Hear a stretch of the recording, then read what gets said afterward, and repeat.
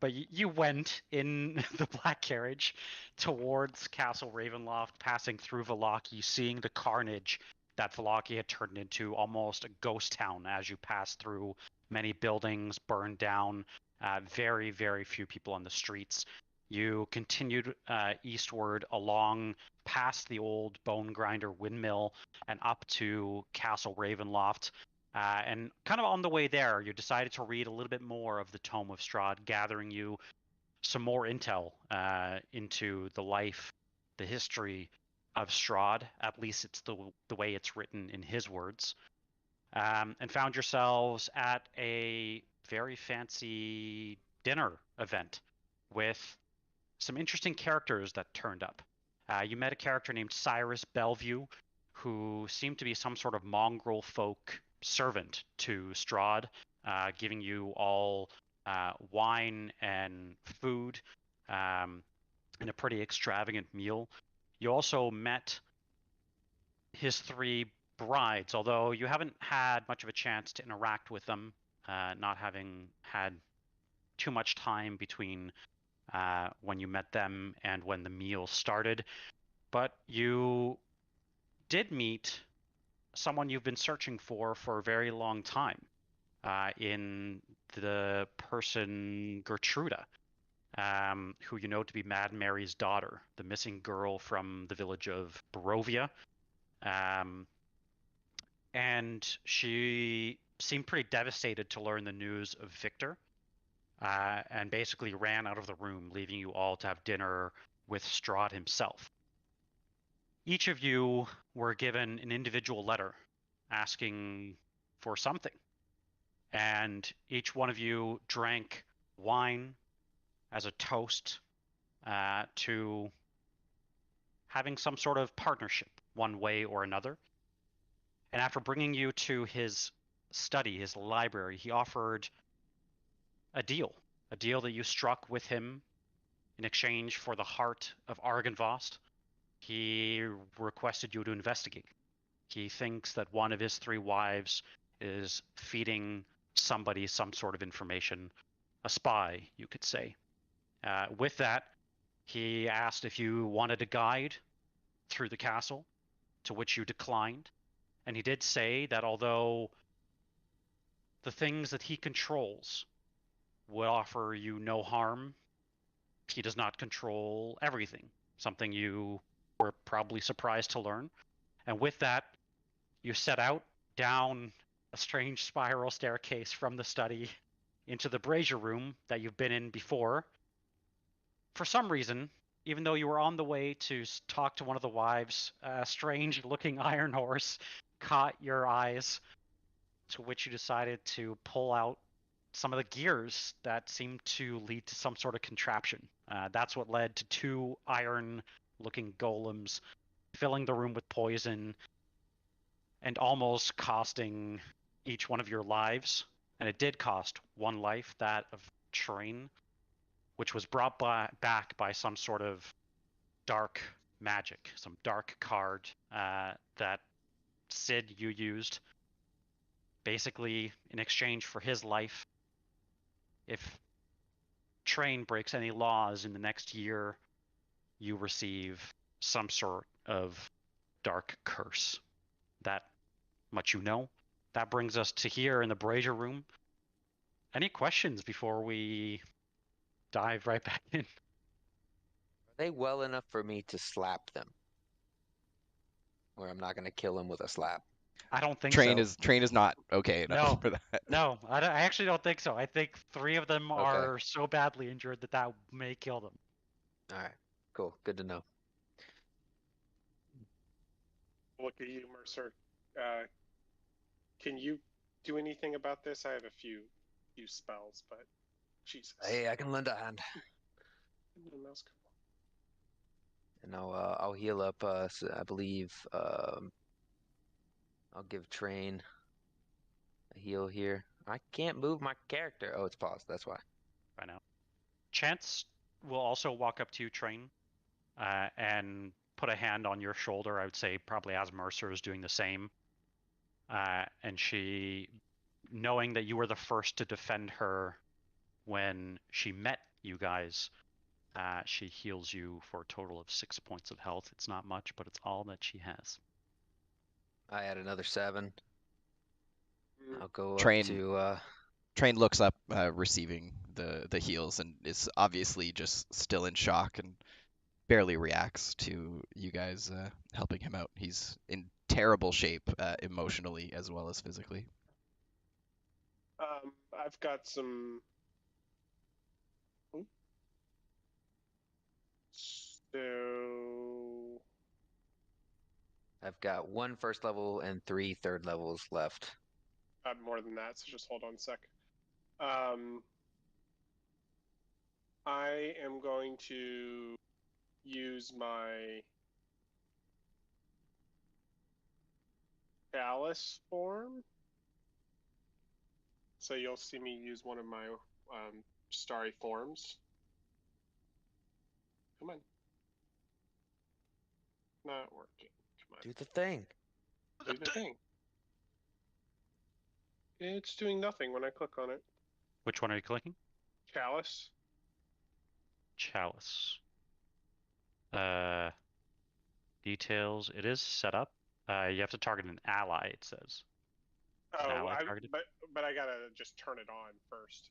So. Oh, for that you just click on starry form, like Okay. the original starry form, and then the chalice see. one is the heal one. Yeah. I understand what you mean. Yeah. And then I'm going to use a first. I'm going to use one on Merrick just so he doesn't die in the background here. I'm going to use a healing word. He slowly kind of returns to his feet. He does have a pretty gnarly looking scar from the battle with the golems. And then, so that I haven't used my chalice on him yet, but Yeah, I will. that triggers the chalice. Yep. So, I guess I'm a little confused because now it's asking me, so I don't use the resource because I can do it in limited times once I've used my starry form. Oh, sorry. Hang on. Okay, try it. Try it now. I've changed that so it doesn't take up force. Okay. There we go.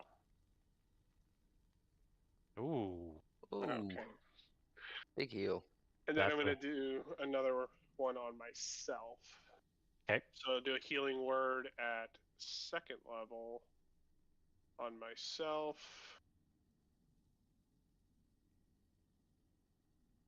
And then I'll use my starry form chalice. Now, Train, one thing as a side note, when you do regain consciousness from the black bottle, as we'll call it, you do get the sudden urge for pastries. Oh no.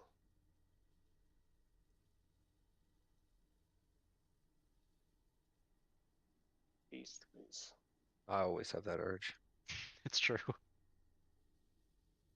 They are the food of the gods. Train's been Alright. dodging that bullet for a while. Yeah. Yeah. Is everyone at like ultimately half or something? I'm at half.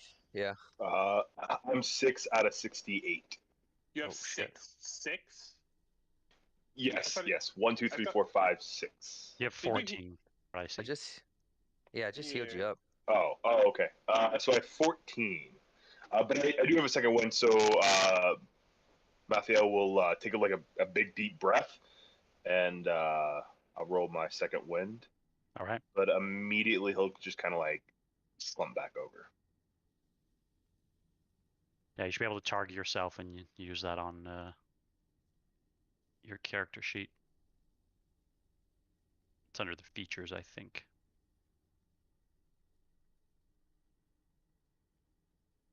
What would you guys like to do as you catch your breath here in the brazier room? Nice. Big second win. Ooh, Hell yeah. Wow. That's a big one. Nice. All right. Have you had your fun? You're poked? Your curiosity? Everybody keep your hands in your pockets. Hey? Train's Aye. looking at the floor. Doesn't say anything. Mathiel's gonna look at everyone. Maybe we should have that tour guide. I feel like this wouldn't have happened with him here. Hey, but we certainly would have been able to move about the castle alone. No. Good. Sorry. Well, it may be a little too late to go and get them.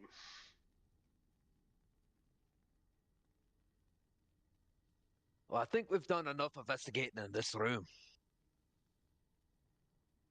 I think we've seen all that we can here. Aren't we not in this room anymore? Didn't we? Nope, We're in the hallway essentially. Okay, Yeah, we're yeah. in the stairwell. Yeah, we're basically right here, but You, everything went back to the way it was. yeah, the reason being is because I re-imported a bunch of maps because they changed a bunch of stuff. So, Yeah. but for all intents and purposes, it shouldn't matter. I think we need to carry on. I don't think we want to rest in this house. And Oh, one thing I did want to mention. You also met one other character. I don't know if he introduced himself. He was the man with the 3 brides. he did not. Old man. I just have him as well-dressed man. Not sure who he is. Everybody Yes. loves a well-dressed man. That's it. So before we entered this room, we were coming this way because I rolled a bunch of checks and I had the sense that this was the correct direction to get back to where we were. Yep. I still have that sense because You, where were you trying to head? That is the. Yeah, we were trying to head down to the wife in the let me Dining read hall, it. Hall of think, right? Bones. Hall of Oh Bones. yeah, Hall of Bones. Because I That's right. think, let me pull this up here. Yeah, we were trying to get down to the Hall of Bones, I think. We were looking for... I don't have it written down where each one is. Go. Yeah, so you heard that Ludmilla would be in the study. Yeah. Valenta would be in the Hall of Bones. That's right, yeah. She is kind of the artist. Yeah. And you know that Anastraya rarely leaves the dining hall where you started. So I believe there you were was- headed. Go ahead. I was going to say, and another one was going to the study, correct? The Yeah, study, yeah. correct. Ludmilla. Yeah. Yeah. Which is back to where we came. And you got the feeling that the Hall of Bones was this way. He was which way? Just in this... Well, Towards this that's what direction, brought you towards this down room, yeah. here. So if you want to try to figure out which direction speaks to you, maybe would. I roll remember- a wisdom check. I remember we attempted to go up the path to the left when we came here the first time, the southern left, Mm-hmm. southwest. Yep. Yeah, this one here. I'll open. Yeah, I don't remember. The That's where southern west. Southern west. Southern west. Yeah. Yeah. I will roll a perception. Perception? Like a survival, anything wisdom based, anything to remember. I like I perception. think survival is wisdom based, right? Yes. Yeah, okay. Yeah. That's fine. Well, nope.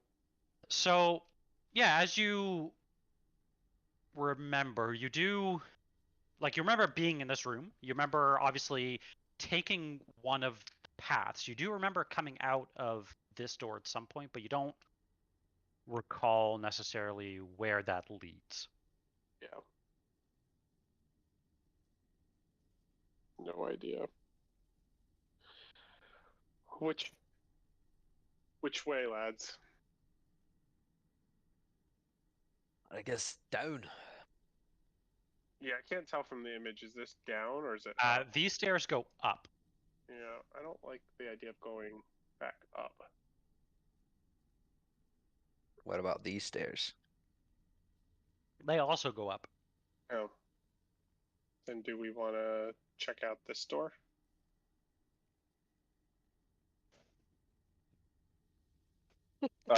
Yeah, that works. Strahd moves his Raphael. character far away. Yeah, where are we going? So my push to talk is now by left-right buttons, and I gotta change it again, I think. I wish there was like a button I could like.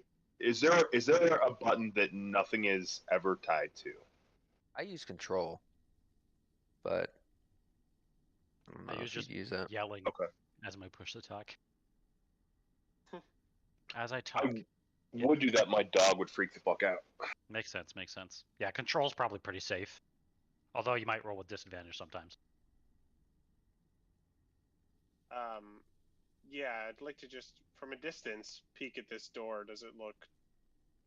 I'm not the one to be doing this. Maybe Train can help me out, but just want to see if it looks trapped or looks like there's a normal door. What's it Looks like seal? a normal wooden door, from what you can tell. Alright. I think, let's see here.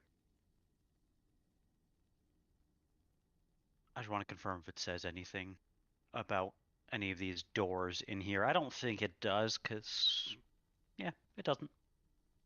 Sid will take a deep breath and reach out and open the door. Okay. As you open the door, you are immediately greeted by a very, I won't say dilapidated, but it's like a worn, big red velvet curtain that hangs and kind of very slowly sways in the wind. Like right in front of us, or Right in front of you. So you'll notice like it's a door on Foundry, but Uh-huh. it's a huge curtain, Oh, huge red velvet curtain. so this is a curtain. This right here. Yeah, exactly. Yeah, don't love that. Um.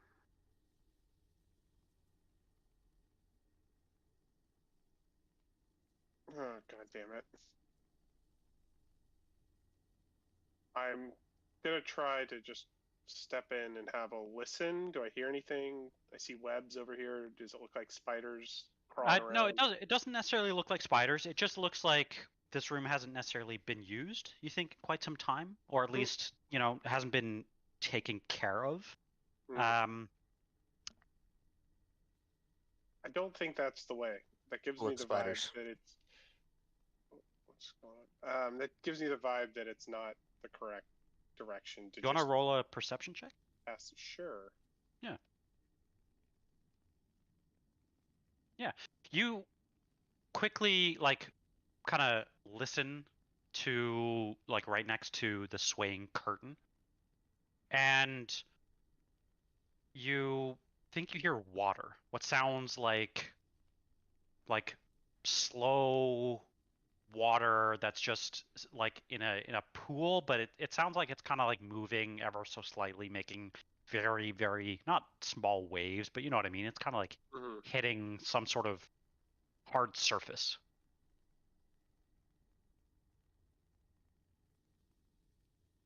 Anyone else interested in this? I don't think this is the way down, but it's. I don't. He's behind the curtain. I mean, if we're hearing waves, like, aren't we on a cliff? Is there water? Would anyone know if there's water? It doesn't sound like huge waves. It just sounds like imagine you're and you're in an underground and you hear almost like an echoey water, more like that. Could be a cistern or sewer. The plumbing. And what is it we're looking for again? The Hall of Bones? Yeah. Can I ask what it smells like? Literally anything, to be honest.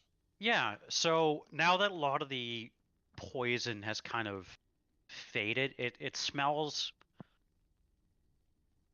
I won't say like a sewer, but it smells like grimy, dirty water, like a very musty smell.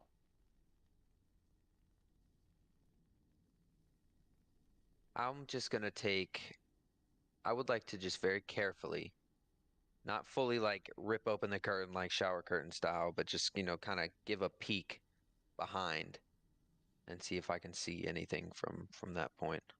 Okay, I'm gonna move you in, and then I'll let you maybe explain what you see. 1 second while I load this up here. if he's moving in, I think I would like move behind him, but have my shadow in front of him. If Let me that's know if you possible. can. Let me know if you could see that. Yeah, I can see that. So as you kind of peek, I would say you're probably peeking the curtain a little bit. Yeah, That's- just peeking the curtain a little bit, just to let my one good eye just kind of like Yep. look in a little bit here. That's kind of what you see. Then I'm gonna slowly just push the curtain back and just give it a nice tap against the wall. Okay. Nope, not that way. That's not the place we want to be right now. That's for sure. All right. I'll It's slowly like wave you back to the door. Like, yeah. I'll move you across. It seems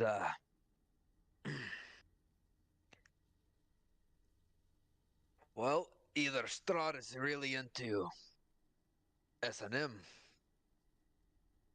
or that's a torture chamber of some kind. I didn't get a good glance, but I know enough to know that's not the way we want to go.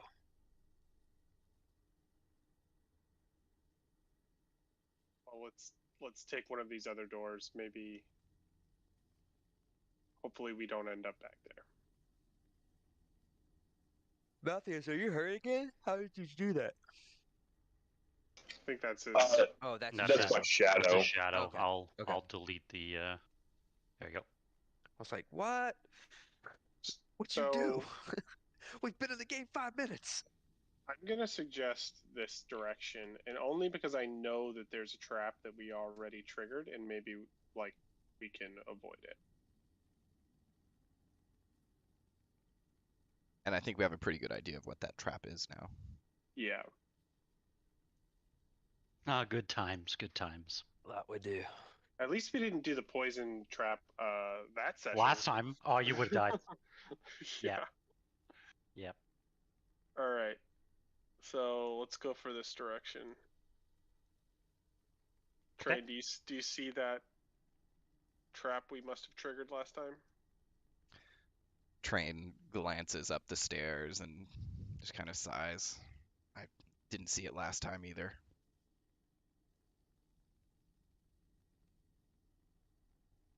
I'll bring up the rear. Keep an eye on all of you. I'm gonna just look at the stairs and make sure I try to remember where I stepped and either avoid it or see if I can see if there was something that's been reset. Yeah, as you make your way up, you don't really notice anything. But as you make your way, I would say probably about halfway up the staircase. Once again, similar to before, again, this sickly mist just fills the stairway ahead. But this time, you don't see the red eyes burning with anger like you did the last time. But you do see the man himself. But you now know this to be some sort of illusion. And unlike last time when he said that you have worn out your welcome, this time he says, "You are welcome here in my castle, at least for now." Well, not so aggressively, but kind of just move my spear through the illusion and try to brush it away. Yeah, and as you do, all the mist kind of dissipates and just disappears from view. And I will open this door. Oh, That should bring you to the next place. it did. And we have been here before. I do You ha- remember now. Yeah. You have. So yeah, you could drag yourselves to the top. I'll reopen the door because you closed it last time. And as you quote unquote open the door, really you're pulling a bookshelf to the side. As you make your way out into, again, a room that you have been before, you know this to be some sort of office. You see a great table. There's a chair, inkwell, a quill that's set carefully in place. There's lances, swords, and shields that bear the Barovian crests that are hung neatly on panels all over the walls here. Is there anything? I'm pretty sure we searched this, but is there anything that looks kind of new or out of place, or I don't know, that we might remember?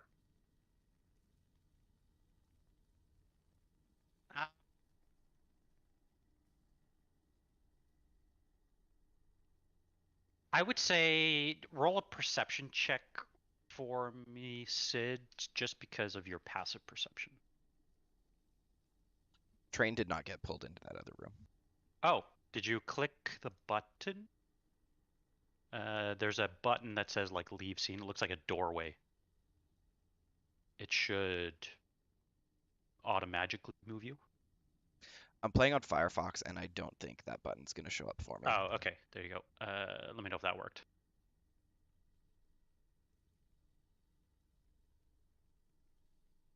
It looks like his character's on board. I see it there. I see his character. I just don't know if his. Okay, it did. Okay. Okay, yeah. Awesome. Train, do you want to roll the same perception check? Sure. Because your passive perception is also very high. Yeah, I got a 25. Yep.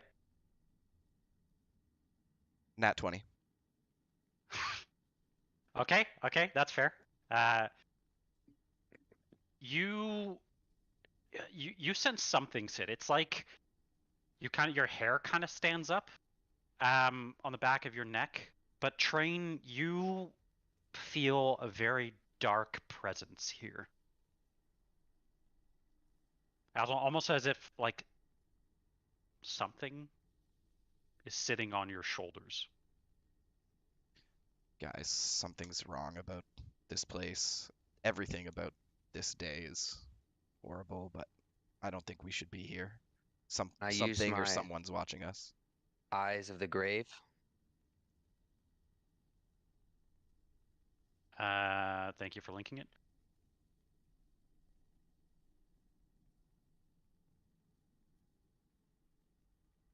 It's undead, right? Yes, just undead. Yeah, you don't sense anything in this room, but I'll give this to you, even though it doesn't technically do this. You almost catch like a mirage of something, slightly humanoid form, but it has, I don't know, something strange about it. And it moves like a mirage, but you see almost like something physically sitting on Train's shoulders.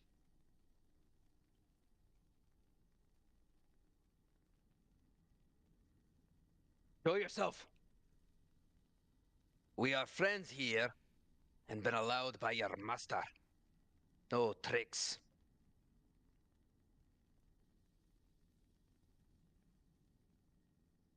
Yeah, as you call out, don't hear any response of any. There is something here for sure. Does anyone else feel that weight on them in this room? Is that just me? Aye, it's just you. I saw it sitting right there on your shoulder before it faded away. I'm gonna pull up I'm gonna pull out like a jackass the telescope, and I'm gonna look above on his shoulders and see if I see anything sitting on his shoulders, or the spyglass. Yeah. As you do so, you definitely see something sitting on his shoulders.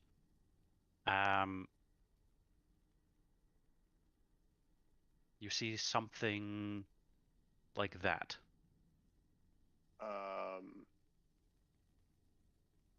Fuck. And what is it doing? Is it looking at him? It's almost hugging him. I'm gonna cast protection from evil and good on Train. Okay.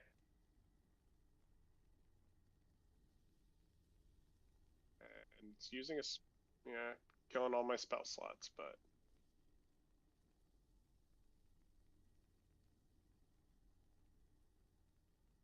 Aye. does anything happen when that? Yeah, as soon as you use that, you notice the shadowy form disappears off of Train. Ugh. Thanks again, Sid. But And yeah, you feel like literally a weight has been lifted off your shoulders. What's physically but emotionally, Train is still Yeah. in shambles. And thank you, Sid. That definitely helped. But please don't waste any more of your magic on me, guys. I'm basically a curse on all of you at this point. I'll try to keep you guys safe from here on out. it's not a waste if we don't have to fight it. Let's That's be right. gone from here quickly. And you're not a curse or a burden. The only curse here is this place and its master. Remember that. Well, if you guys knew what I've done before I met you, you might not see myself and him as too different. Water under the bridge, lad. It's not your past, but it's your actions in the now and in the future.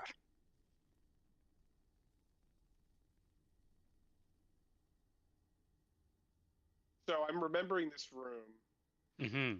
Is anything in this room, I can see it's kind of shadow on here, ring true to be like the Hall of Bones direction? Does this seem like a kind of right direction? Yeah, you get a gut feeling, although you couldn't put your finger on it previously, but you get a gut feeling that, yeah, this looks familiar, and you do remember something being in this direction. Yeah, I actually vaguely do remember what we're looking for and what it looks like now. So yes, I'm going to open this door and move. Let's make way and move through it. Okay. As you walk through, yeah, go ahead. I was going to say, before he does that, I would just like to grab onto my symbol of the Raven Queen real quick and use one use of my Harness Divine Power. Okay. To get back a second level spell slot. Nice. Very nice. Yeah, you could definitely do that. Because it's a bonus action, so I don't really have to take too much time for that. No, exactly. Yep. As you push through, you come once again into a room that you've been in before, a room that's in shambles. You see scattered furniture lies in heaps near the walls. There's broken bones that lie scattered amid crumbled and crushed plate armor. Armor as thick as yours, Mathael. As you look, you see shields and swords that jut out from the walls, almost as if somebody or some great force has driven them into the stone. You notice as you maybe take a quick, close look at them, some blades are more than half of their length deep into the stone. You know that would require a tremendous force.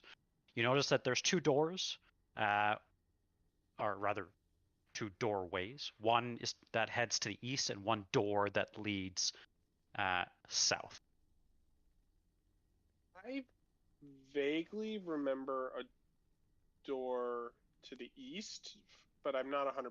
I remember actually, I think, being in the Hall of Bones.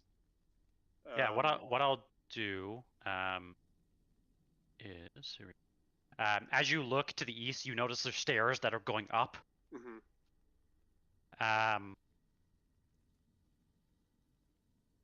Yeah, that's. But again, you do remember you came from that direction last time. Yeah. Go ahead. Well, I was gonna say this plate mail. Does any of it look salvageable? It does not. It is rusted and broken. Again, it's like something or someone has really done a number on this room. Would it be repairable enough with a proper smithy?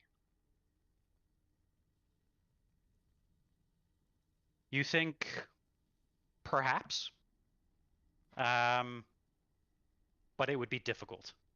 Okay. So I would say from a technical side, yes, but it would add 5 to whatever DC that you're trying to.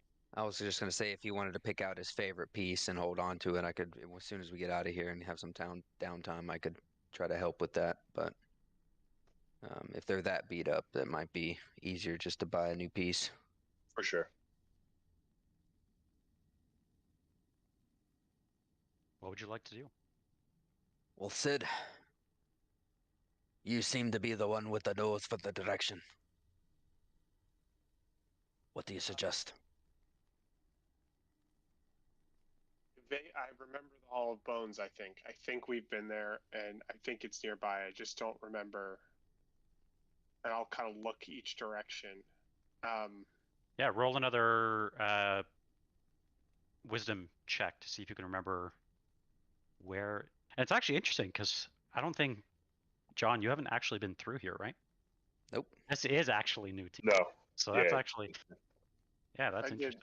I did Nice. insight, but whatever. Yeah, that's okay. It's wisdom based. Yeah, you vaguely remember that you briefly went south here before you went north, like to find the brazier room. So you think you remember coming from upstairs and down and heading south first. Yeah, I think south is right, because I think we went in and we're like, holy shit, there's a lot of bones here, and then we left. Yeah, that's exactly what happened. Yeah, so I'm gonna open this door to the south. Sure, go ahead and walk through. Yeah. Oh, we did it. Shit. As you all walk through, and I'll move you through as well, Train. Sorry about that. Oh, I do remember this Thank you. room. Yeah. As you come through this room, you see a large oak table that's scarred and beaten and scattered about, almost like toys. You notice that the furniture is made completely of bones. The walls are 20 feet high. There's a vaulted ceiling with this sickly yellow color, mostly because it is also adored with bones and skulls. And the most keen-eyed of you would notice that it's almost morbidly decorative how the bones and skulls have been placed. Somebody took great care to hang them in this order, and it has this almost cathedral-like quality. You do notice that there's 4 giant mounds of bones that occupy the corners of this room.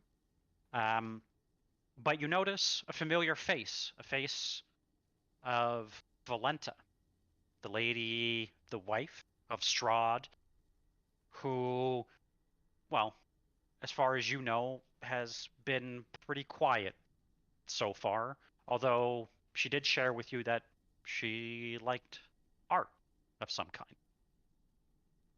You notice that she's kind of just... Art.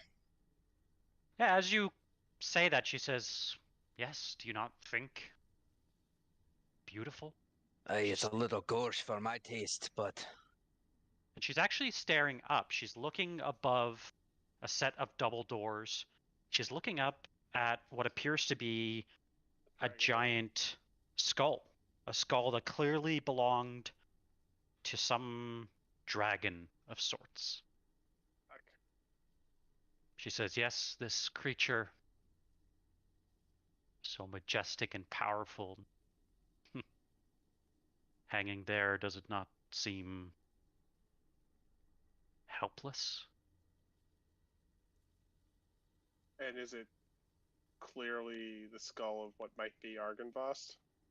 You putting 2 and 2 together, you've not heard of any other dragons in this area. You've not heard of any other being like this. You definitely, having witnessed at least part of the history, perhaps more to learn there, but at least learning part of the history of Argynvost and seeing the battle that took place at the base of Argynvost, you can put 2 and 2 together, that you believe at least that this is the skull of Argynvost.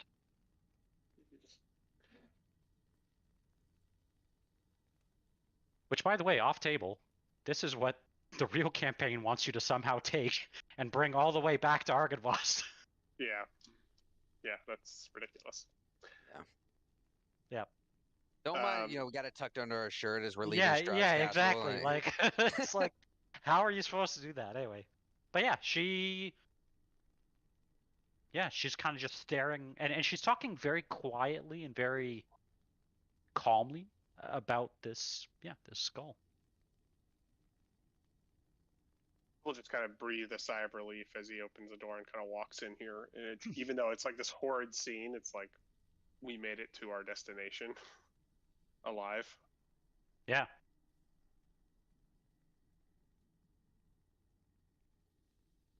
So this is where you like spending your time. I do. It feels fitting, almost. All of these people here, their histories, it's almost beautiful. Some might say a tad disrespectful to those who they belonged to before. Perhaps. But from my perspective, each one lived a life, a story that they've brought to this now majestic place. If you say so. Sid'll sit down in one of the chairs, trying to ignore kind of its made of human bones, but just out of sheer exhaustion. And look at her and ask, how did you find yourself here amongst this scene and, well, Strahd himself? Yeah, you notice that she seems almost hesitant as you ask her a question, but she says, well, I come from a small settlement, a sort of outcast to my family, I'd say. They were afraid of me, my tastes, so to speak, and luckily I met him.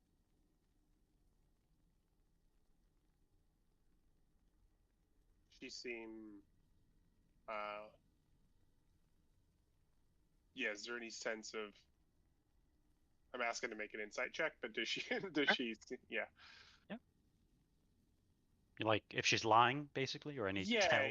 Yeah, or if she's just kind of like really means what she says with like gusto or not, or if she's just kind of saying a script. No, well, you get the feeling that she's clearly very shy. She doesn't appear, obviously, to be sharing a lot with you. But no, you don't necessarily get a feeling that she's lying.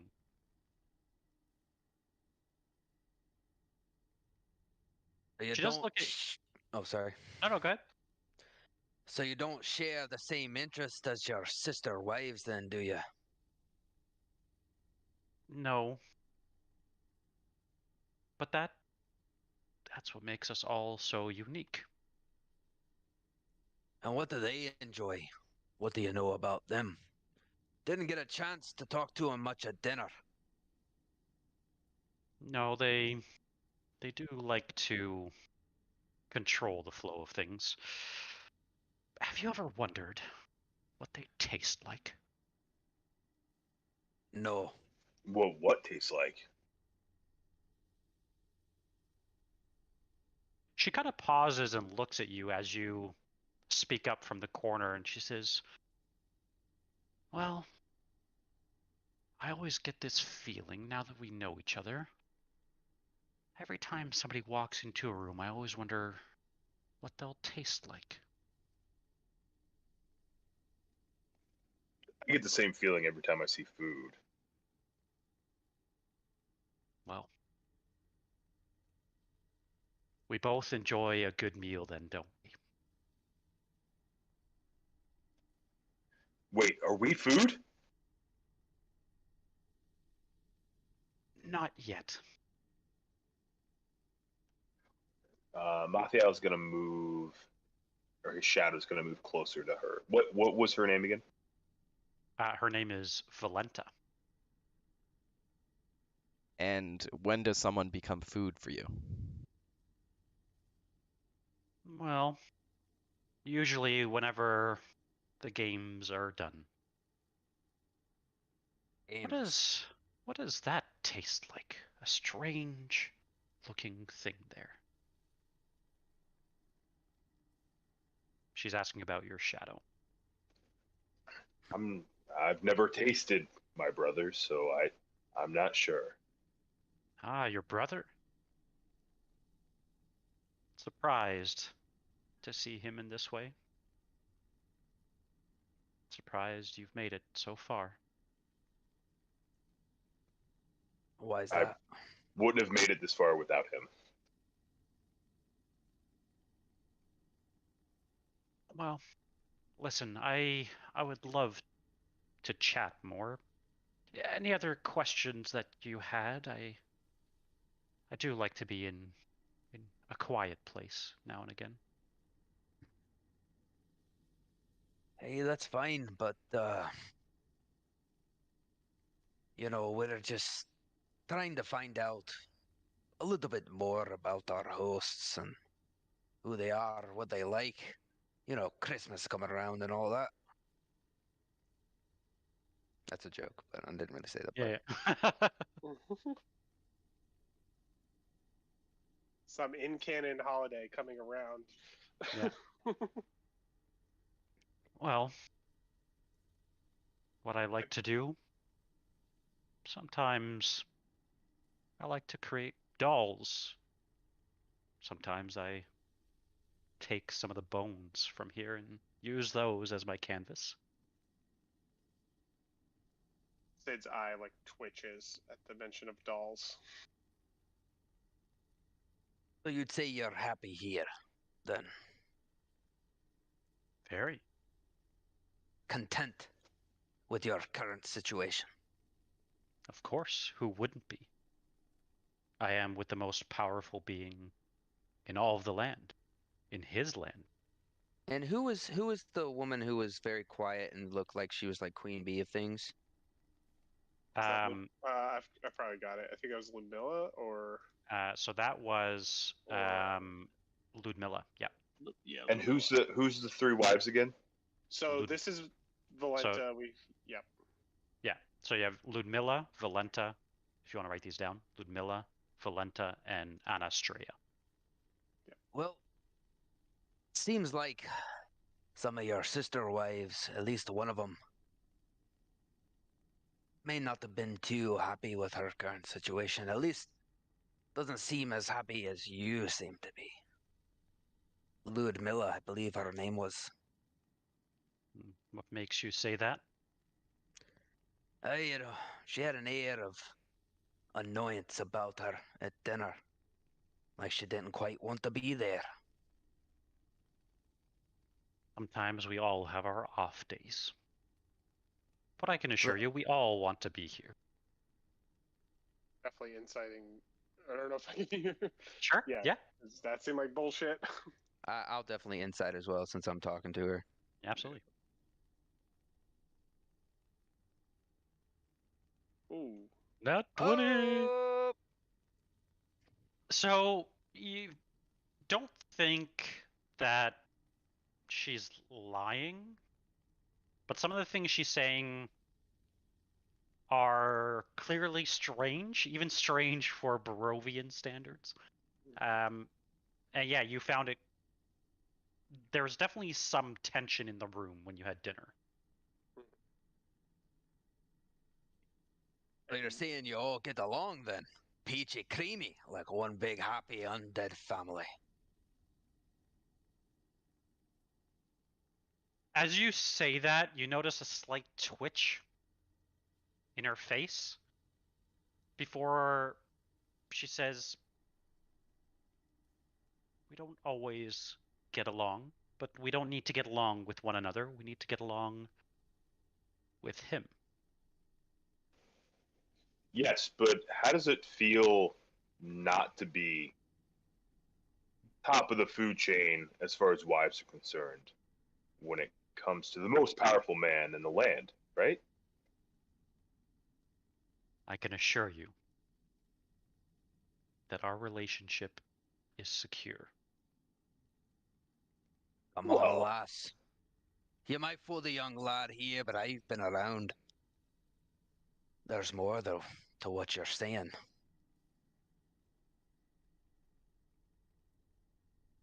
You can speak freely here. We hold no ill will towards you or Anyone else? She is just kind of staring up again at the skull. Very quiet, no response. Your silence speaks volumes. But you can keep your secrets. That's fine. That's your own. Just merely curious. I do thank you for coming down here, though. Not many visitors make it down here in one piece.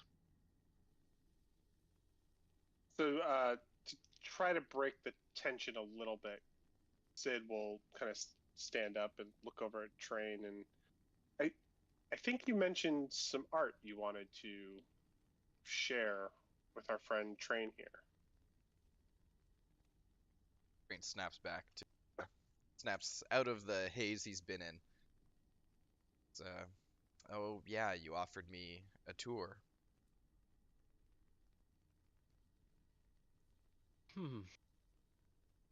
A tour. Well, perhaps we can reconvene after, well, after we have our digestive later.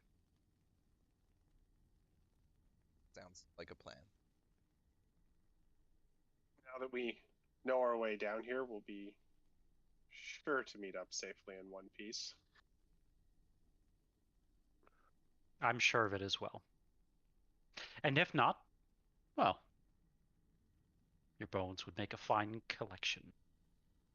A fine addition to this already beautiful room. I do have one question for you. One day, Strahd forbid, should you ever become bones, would you want to be put in this? Yes, I believe I would. I didn't ask you. Do you like my mask?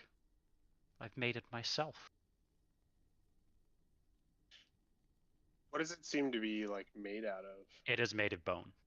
But is it like a human bone face, or is yeah, it like yeah.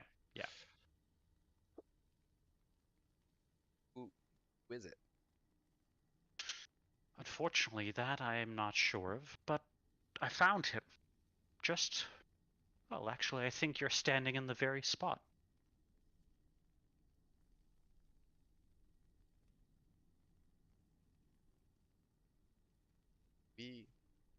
Did we hear anything about undying in this?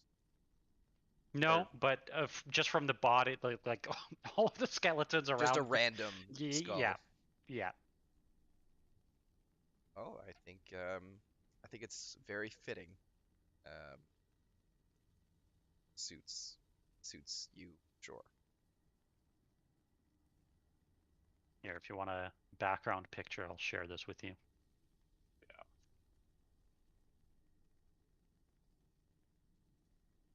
Yeah, my sure doesn't like this. This is so It's a fucking very, disrespectful. it's a very unsettling room. This is just disrespectful. I've been around plenty of corpses and bones, but I will try to casually and calmly kind of signal to the group that maybe we should move back the way we came.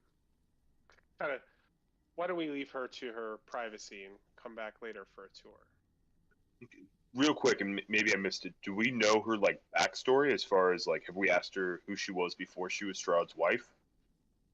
He didn't share very much. She just said she was outcast from her village. We can keep trying to. You can keep trying to ask her. I think Sid's kind of trying to signal that. Well, I'm getting the sense that we're not going to get a ton without having to press too hard, but we're not necessarily here to learn her. I'm not saying I can't say all this out of character. So anyway, I'm making a vibe that like, hey, you can keep asking her, but I'm kind of like, I think we got what we need for at least the task at hand. Yeah, picking up on Sid's signal as we get up to leave, I toss the knuckle dice across the table to her and say, I feel like these might be better suited here. if you do want to talk later, please come find us. Actually, as you throw them on the table, she looks at them and says,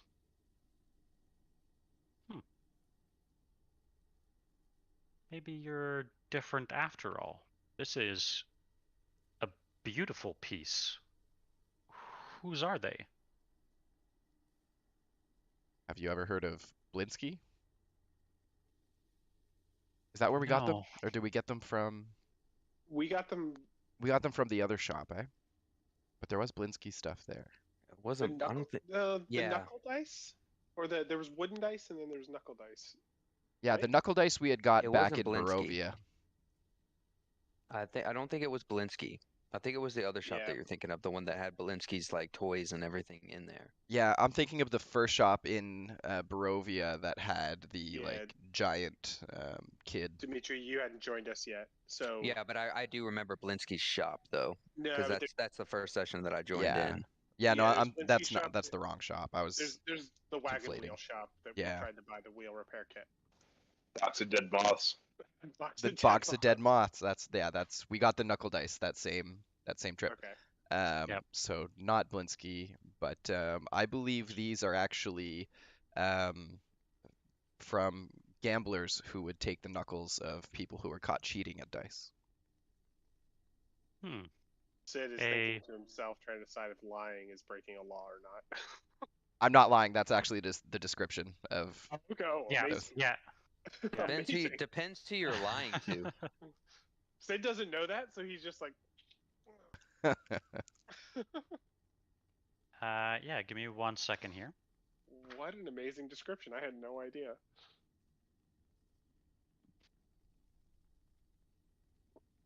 It is a good description. Okay, cool.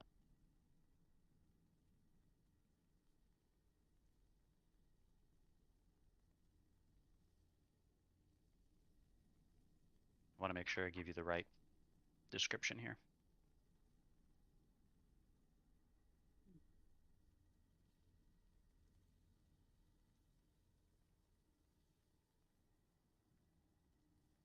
Okay, perfect. Yeah, as she looks at them, she says, a cheater that I guess lost at his own game after all. They're beautiful. Actually, I can show you. I can give you that tour after all if you'd like. I look around it. Actually, I look straight at Sid, raise my eyebrows. I'll just I'll give a nod. Yeah. Okay. Is that invite for the whole party?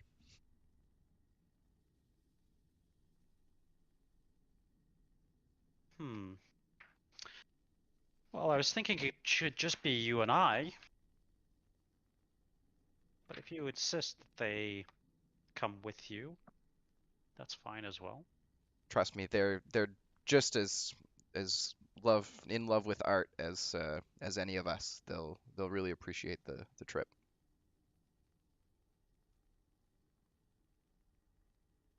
Very well. Yeah, with that, she starts to head back the way that you came. Ooh. As she kind of gestures for you all to follow her. And I'll move you here in a second. Give me a second here. Yep.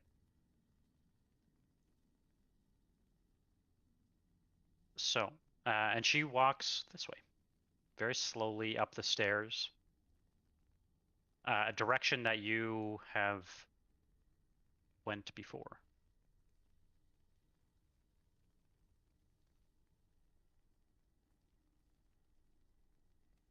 I don't know if you can see this one, probably not, but I'll move you guys here. Are you able to see it as well, John? No. I think I'm on a different map. Yeah, you have to move yourself. You gotta go through the door.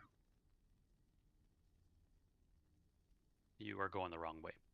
If I could just ask you to focus. Yeah, my bad. Yeah.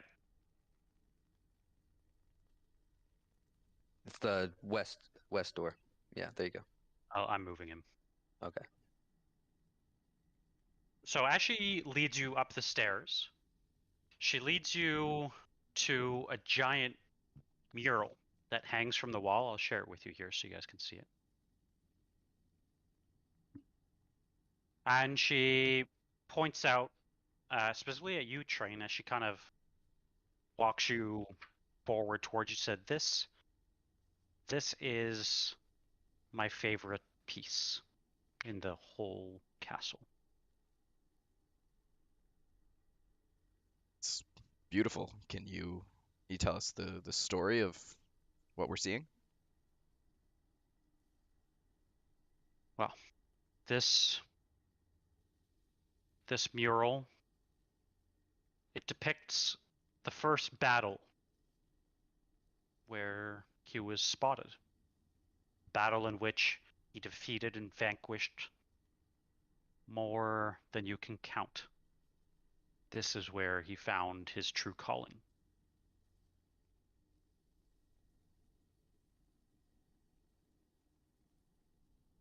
And by he, you mean Strahd. Of course, who else would I be referring to? This is where I come anytime I need to be reminded of the love that we share. In the picture, is he obviously in the picture? Or is No. it just a picture of a battle? It's just a picture of a battle. Is there anything in the picture that looks familiar from our travels in Barovia? You want to roll maybe another wisdom check? Sure.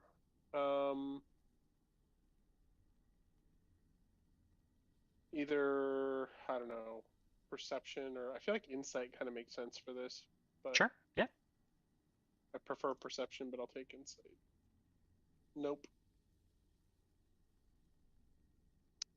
Yeah. Good. Yeah, as you look, there's nothing specifically that again stands out to you.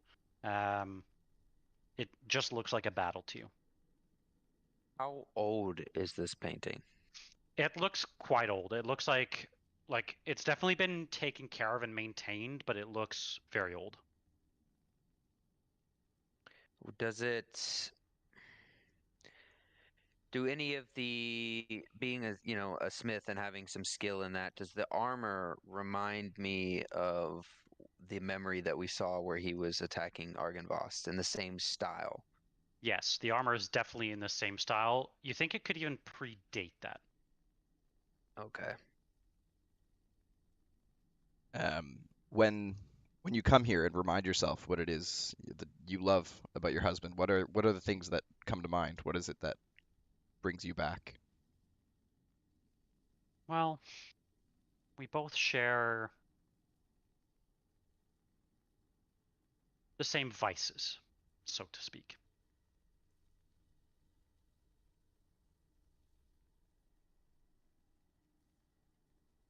I definitely am not going to ask what those are. Because I think Mafia is real curious. What vices are you talking about? Well, the family I told you about earlier, the one where I was deemed the black sheep, an outcast. Let's just say I wondered what they tasted like too, until one day I decided to find out for myself. That's why he and I get along so well. We both share the same, well, let's just say we both share the same tastes. So you think you both taste the same? Not the brightest of the bunch amongst you, I imagine. I knew we should have done this tour in private. As she's talking to you, Train. Train just looks down at his feet again. A lad some slack. He's just trying to learn. How else do you learn to appreciate art? But asking questions. I find I appreciate art best just looking and imagining in silence. I appreciate you taking the time to show us this. Are there any other pieces in this collection? Is this the only one? There are many other pieces scattered around the castle, but again, this is my favorite. I can definitely see why. Thank you for taking the time to show us.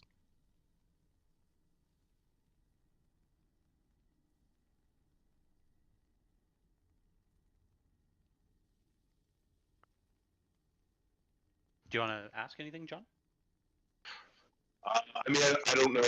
Like, I don't want to like go against what the party wants. But you gotta play your character. Don't worry about metaing. I do think we probably would have discussed the subtlety aspect of trying to Yeah. approach this beforehand. Just to remind everyone, our plan before we got zapped was to come down here and like kind of have a smaller group of people ask questions and like other people kind of like poke around.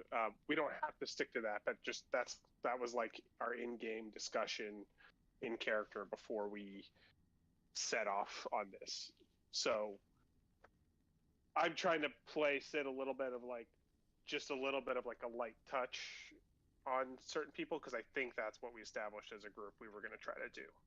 But if that's not what, do whatever you think Malthel would respond to like that vibe in this situation. Yeah, that's cool. We'll just go with that. It's probably better. Okay. Where Appreciate the tour. This castle's quite large. Would you mind pointing us in the direction of the dining hall? Or maybe Dining hall? Or maybe doing us the favor of showing us the way.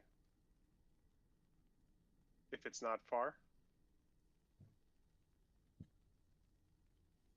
All right, I can show you the way.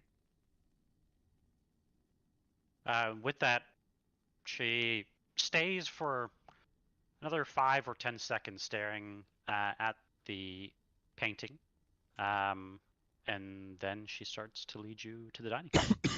Sorry, One is question there? about the painting? Yeah, go ahead. Sorry. We may be going in the same direction. I don't know, but was there a particular like quadrant of the painting that she was eyeing in particular, or?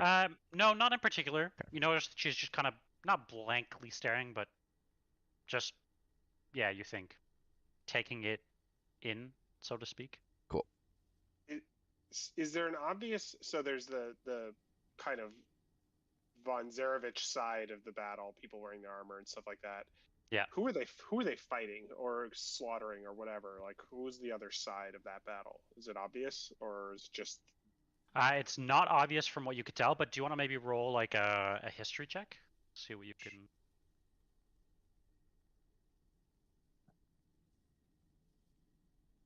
From what you can tell, they almost appear like, I don't want to say mountain folk, but they look like almost like commoners, like old style commoners. Like they look as if they're just like townspeople. Pitchfork wielding Yeah. people, yeah. Any like similarities to like, I don't know, the people of Kursk or like, I don't know. maybe I look over at Of Kresk, no, not Kresk, of yeah. Kresk. They don't look similar. You think it's before that? Yeah. Okay. Like, yeah. All right. That's All right. yeah.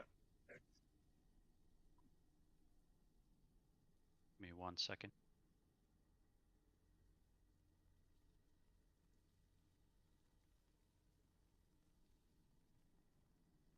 With that, she leads you up the stairs. And if you want, I could just move you guys to the dining hall, unless you want to walk a bunch of rooms. Fine to move to the dining hall, but if we're gonna go back, if we happen to go back past that other painting with the like wolf thing, sword thing, do we go back that way?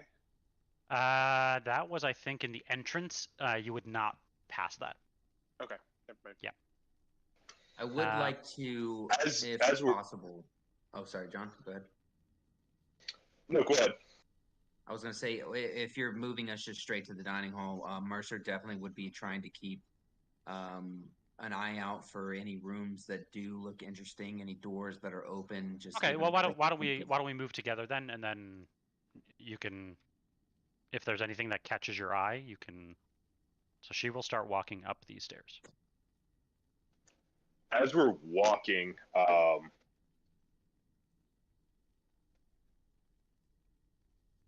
And you should, I think, be able to toggle this one, I think.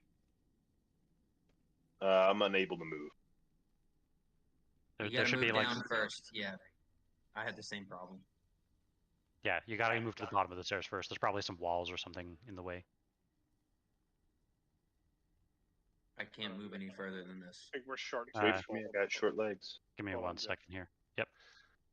I don't want to roll initiative on anything while they're just All good. Did you click the little door button? There you go. There is no door button for me. Sorry. Oh, I strange. didn't see one either. Yeah, and I am using Chrome. So Oh, I just kind of moved into it and it teleported me. it's probably because I Same. clicked it. It's probably because Oh. I clicked it. Oh. So yeah, she keeps very slowly walking up the stairs. Some sort of tour guide that you now have.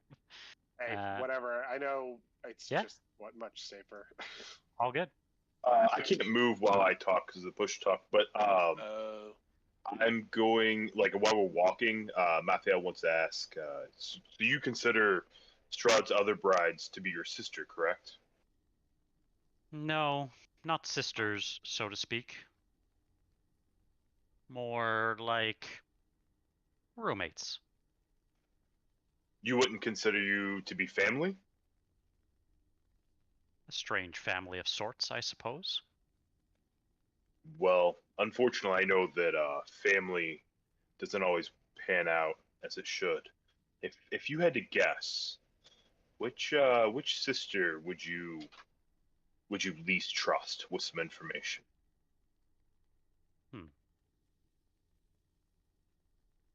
Why would you ask such a question? Well, I'm trying to make sense of my past, and I feel it's best to talk about things, and it makes me feel better to get other people's perspective.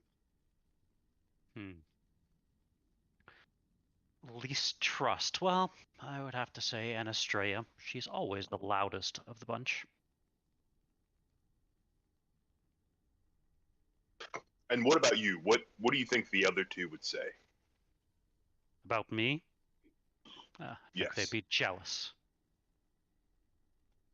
Why jealous? Well, if you haven't caught on by now, I'm a wonderful artist. But also, the other two are just simply weaker than I. Would you consider yourself Strahd's favorite? I would like to think so, yes, of course. So you're the closest to Strahd, is that correct? Well, he does what he wills, with whom he wants, when he wills it. It's a fancy way of saying yes. Yeah, she just kind of continues to walk. She turns left here into, and I'll teleport most of us here. You guys are really testing my Ravenloft navigation skills here. As keeps us from getting lost. there we go. did we know who was getting like who? Like we don't know who the spy is. Do we know where the information's going? In what way? No, we did. He said he. Well, I think we asked Strahd that, and he said no. He said he wasn't. He wasn't sure. Why? I guess why did he know, or why did he think there was a spy to begin with? We didn't. I don't think we got that out of him.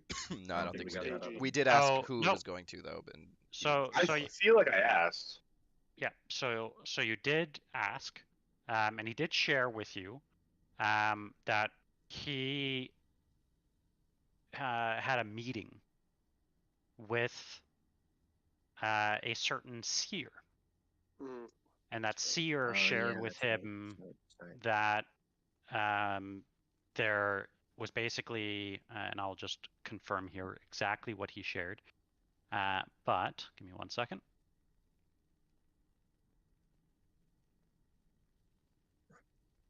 Yeah, he had seen a powerful seer. I remember that he said that. Yep. So, give me 1 second. Yeah. So he explains that basically after a powerful reading, a reading with a powerful seer, he learned that one of his brides is a spy. He doesn't know who they are or who they're reporting to or why. And he's already kept a close eye on them for a while, but he hasn't spotted anything out of the ordinary, which is why he wants an outside perspective.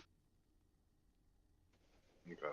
And obviously, the reason why he's asked for an outside perspective is because if it's anyone that he knows, then obviously he wouldn't know who that would be. So, all right, give me And if 1 you second here. question, the information might stop flowing. How powerful do we think this bride is? You're not. that's a weird entirely question, sure. John. Let's not poke that button, John. You're not sure. She seems, I don't want to say like a small lady, but she is a small lady. Who is also confident in her own power. For And sure. someone else's face.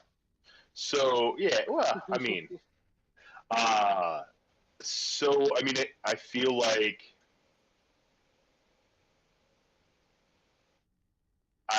I guess we can wait till like the group is alone to talk about it. Yeah, just give me 1 second. I just want to make sure that this floor movie 2 is the right one. Yeah, you good.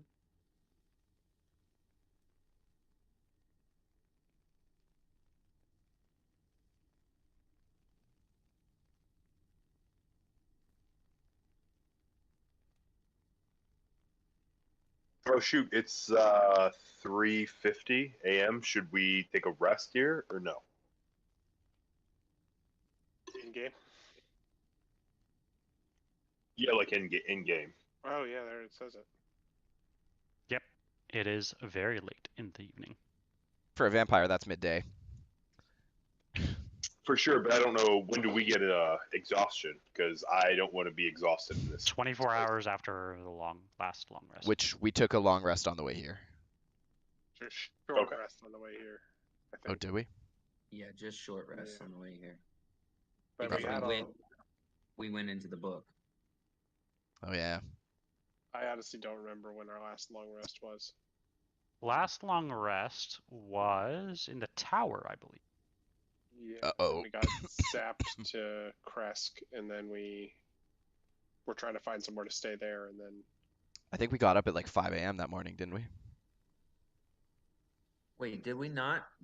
Did we Yeah. not rest at Crest? Because I do remember we had worked. We'd stayed there. We'd worked all day and kind of and this helped happened out that the night. civilians. And Yeah, we didn't find a place to stay yet. This happened right, right it before didn't. we got a place to stay. Yeah.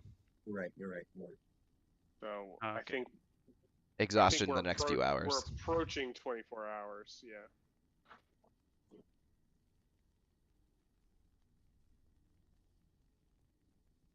All right. Sorry about that. I just wanted to make sure that this was the right way, because there's a lot of things. a lot of castle to explore. A lot of It's cats. just yeah. That's a lot of cats. Probably a lot of versions of the same rooms too. Unfortunately. We find that as an often problem in castles. All the rooms start looking the same. This one is just very, yes, very stuffs. Okay, cool. So yeah, she continues to lead you along this way, and she leads you past a set of statues.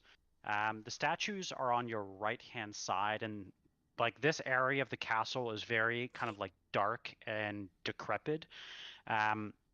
You notice that there is almost like they're life-sized as well, human statues in some of the alcoves, and you notice each of the faces is like frozen in horror. She is giving you a tour of the art. Jeez. Uh, And she I like. Taking a look at this stone. Sorry, didn't mean Yeah. to interrupt you. No. I was going to say, taking a look at this stone. Can I tell what kind of stone it's made out of? Does it look like it was carved? Are there carving marks along it? Or does it look like this was petrification of some kind?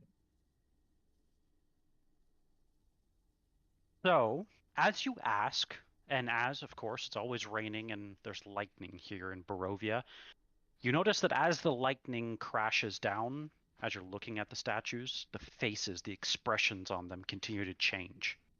From fearful to angry to scared, and then as the lightning kind of fades out, back to that horrified look. But you do think you notice that there are some carving marks on them. Okay.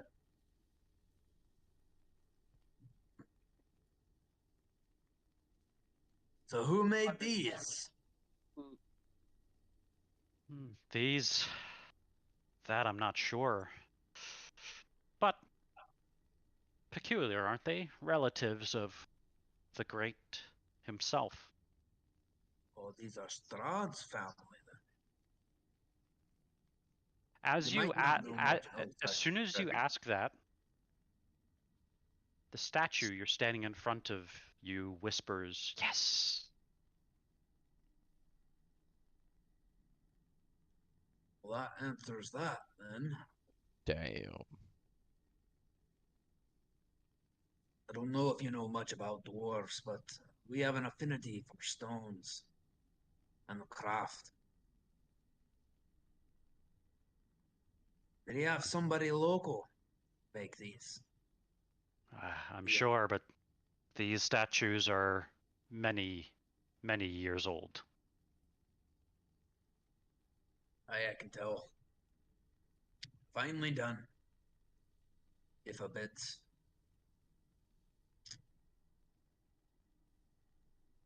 grotesque, shall I say? Not the expressions I would have chosen to represent my own kin. But as I'm learning, to each their own. Do you like the flavor that they add, especially as the light strikes them just right? Shall we continue? Curious. You wouldn't want to miss any courses now, would you? She leads you down this set of stairs. I'll move you guys here. Which hopefully brought you to the right place, because I know that this thing wasn't properly set up. It did, great. She leads you into a long corridor, a corridor none of you have been in before, and it is very, very clean in here. You notice that there's oak paneling that decorates the walls. It is 4 feet high in here. You notice that mounted on the east wall above the wood paneling are 3 unlit oil lamps, each spaced 10 feet apart. You notice there's the plain wooden door that's set into the west wall, and light does seep through its cracks. A staircase is the one that you just descended down. As you stand there and look, give me one sec. She walks to the end of the corridor, says some strange words, an incantation of sorts, which lights one of the oil lamps as the door, a secret door of sorts, swings open in the wall. Which one of those oil lamps? The third one. With that, she will lead you to here. Can we catch what she says, like the incantation or the word? It's in a language. Would you? One second.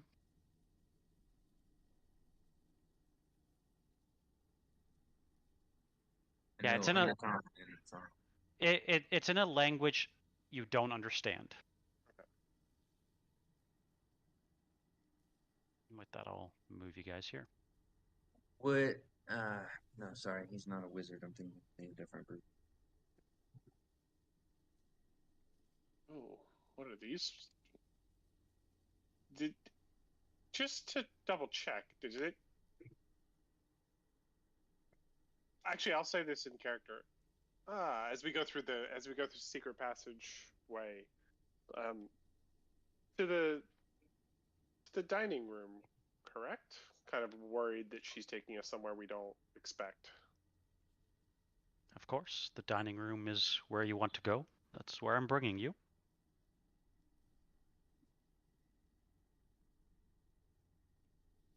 Or get a insight check on that? That's up to you. Yeah. I mean, out of character, like I'm now thinking, is it the room where she feeds on people, or like the room where we were earlier? That's a fair question to ask a vampire. For sure. The dining room, yeah.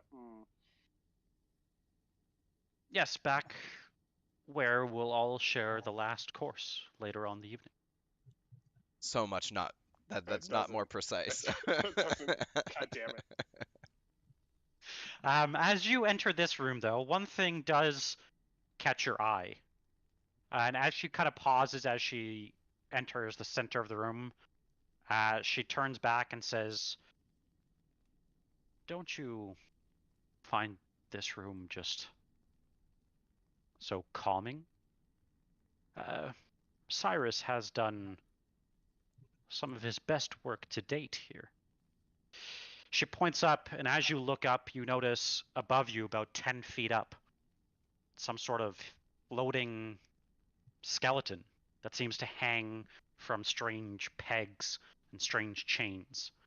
It is dressed in full plate armor. I will share it with you here so you can see. Now, does that plate armor look salvageable? It does. But it is 10 feet up in the air. Does Cyrus do a lot of work like this around the castle? Cyrus has been, yes, very useful in many ways. A stout servant to him. Do you and Cyrus spend a lot of time together? Not often, but sometimes. He's quite a good listener. What do you guys talk about? Feels like everything and nothing all at the same time. Follow me. We're almost at the dining room. Just Cyrus has like the multiple body parts and was the servant. Yeah, The chimera guy, yeah. he's the one that fed you dinner. Yeah. Okay. As you enter this room, you notice that there's dim light from the courtyard outside. From what time are we? Yeah, from the moon. That filters into this, you notice that there's actually very exquisite lattice work made of iron on the west wall. It just feels dark in here. You notice all the empty iron sconces that dot the walls. There's cobwebs that hide the ceiling. You notice that there is just a lot of overwhelming sense of dread in this room. I don't think any of us can really move around in that room. In here? Yeah, Yeah, probably there's not. like an invisible I- wall. I'll, Designed. I'll move you to. Give me 1 second. Does that work? Does that work? Yep. Okay. There you go. You want You- me to continuously like summon my echo? I wouldn't. No. Okay. Yeah, as you enter this room, that's really what you feel. Some of you. Why is the lighting all fucked up in here? Yeah, it's like half You guys the see that room. as well? Yeah. Yeah. That's fucking weird. Hang on. Let me see what they did. Yeah, they fucked up. Damn it. Is that better? Same for me. Probably not. Same. Okay. What the fuck did they do? Screwing up your game, Jeff. Fucking crazy people. Let's see here. We'll try this. Does this fix the issue? It might reload for you guys. Nope. Okay. No, Well, it just made it bigger. nope, that's good. At least that rules out one thing. Those IT skills to the test. I don't know why it's all weird. Because all of you have dark vision. Wrong. Well, I mean, like the people I'm testing Wrong. with.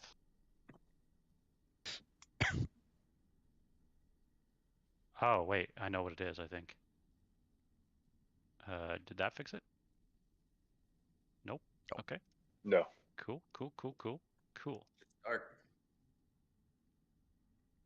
Interesting. I don't know why, but that's very disappointing. She can see it, but none of you can.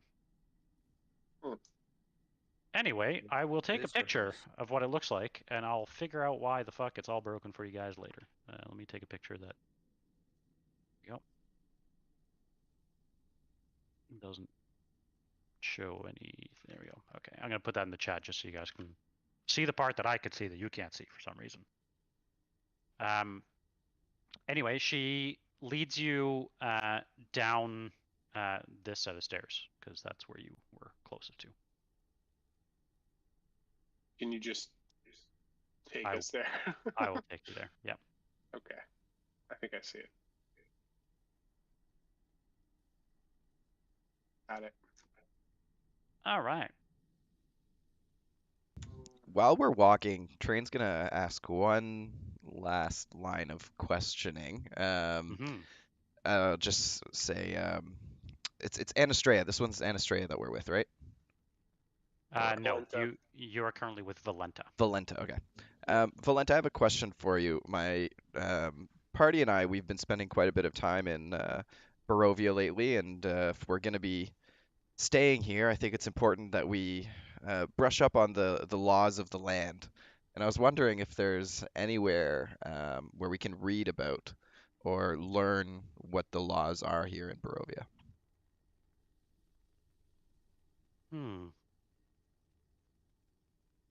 A great question. But each town, each place, has their own laws that they adhere to. Although, of course, there is the overall law of the land. Not sure that's written down anywhere that I can recall.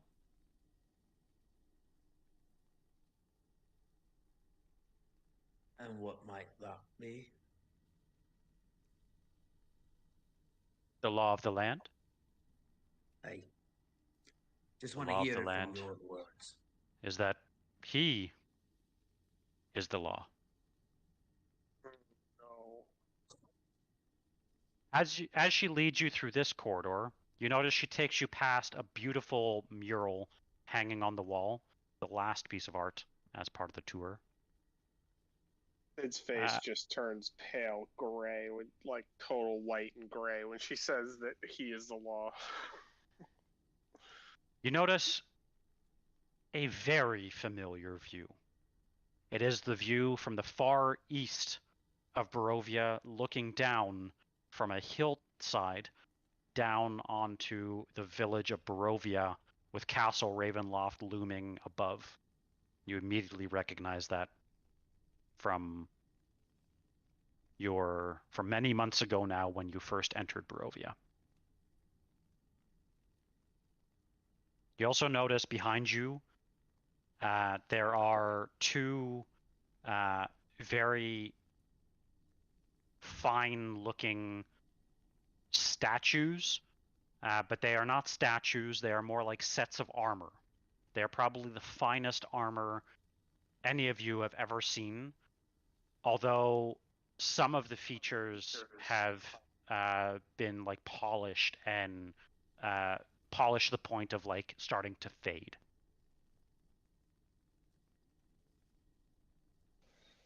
Valenta, I asked who you didn't trust, but besides Strahd, who do you trust the most?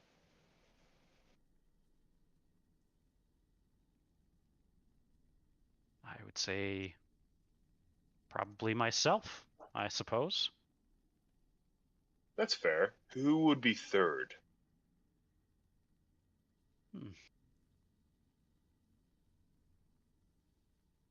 Well, I suppose I trust myself most.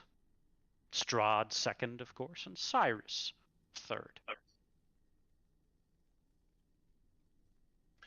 Do we know that like the spy is for sure like one of the brides, or could Cyrus be on that list? That's what he said. That the seer said was that it was one of his brides Okay, specifically. all right. Because I thought Cyrus as well when she mentioned before how she had talked to him, and maybe that they were in like cahoots. But he did specifically say why. It says if you ever do want to speak to Cyrus, you can find him in the servants' quarters. It's very close to where we were in the Hall of Bones. God damn it.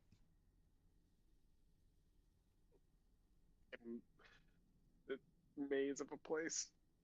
He leads you through this large entry. I'll drag you guys in here. Fuck. I just realized something. What's that? I can't say it. Uh-oh. She's right there.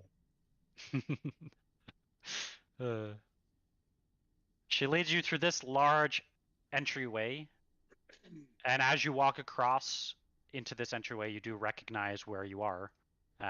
It is definitely the entrance way to the real dining room. She walks all the way down here, which leads you back to the dining hall. Before we go in, actually, since I think Lumbilla might still be in there,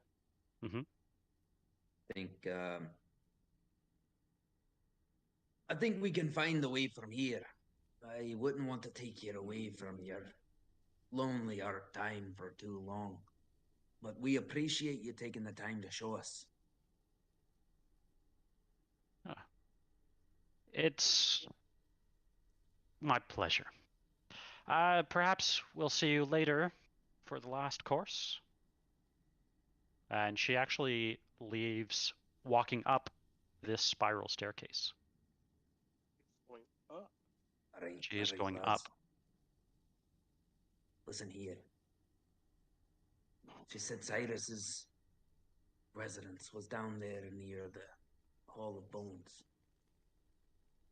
What if that creature, the one that was sitting on Train's shoulder, what if that was Cyrus' true form? And he's the one keeping eyes.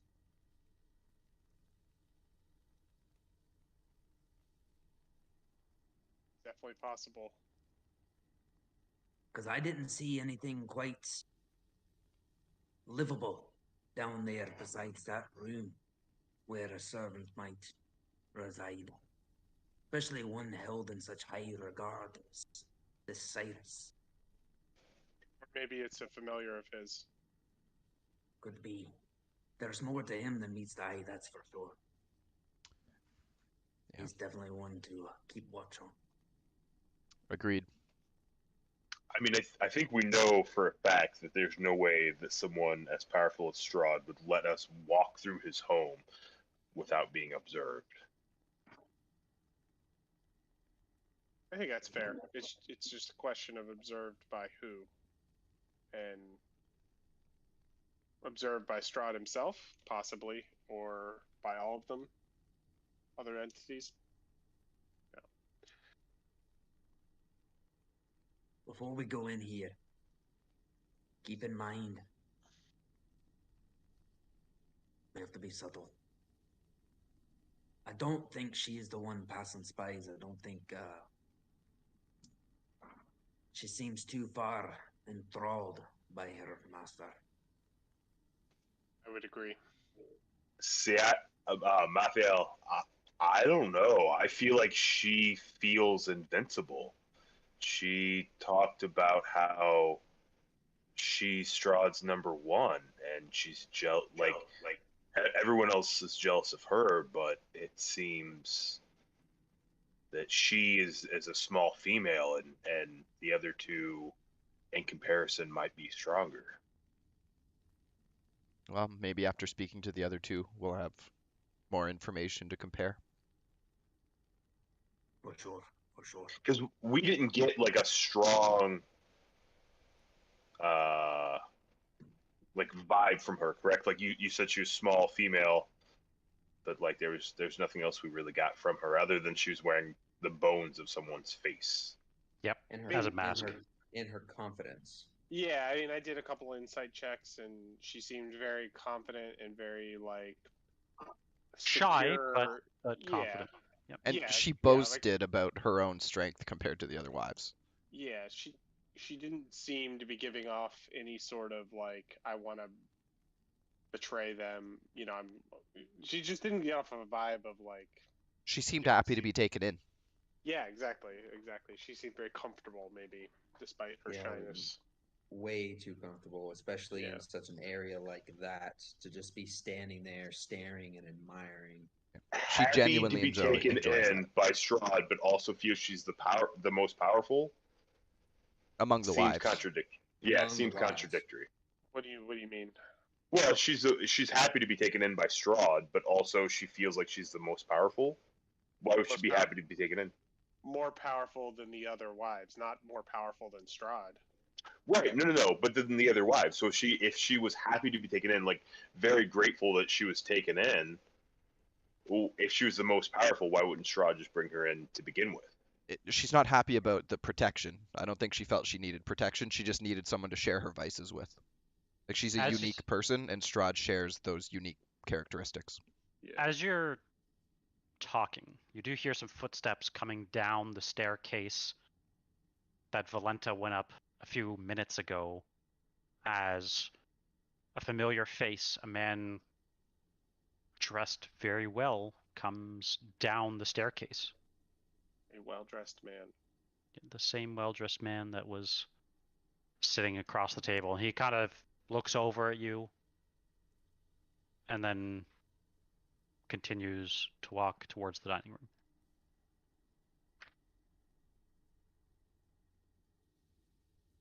Train leans over to Sid and says, "We should probably find out more about him too, right?" I think everyone in here could be our enemy at some Everyone point. in here is our enemy. It's just a matter of when they're our enemy.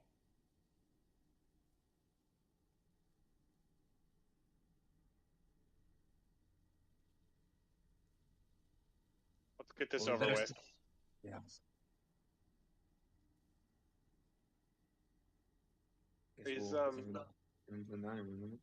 Yeah. Is the lightning coming from Sirenscape or is it coming from the scene? It's probably come from the scene. I turned it down. Let me know if that Okay. worked. Yeah, it's okay. Sorry. No, it's fine. I'm just adjusting it a little bit.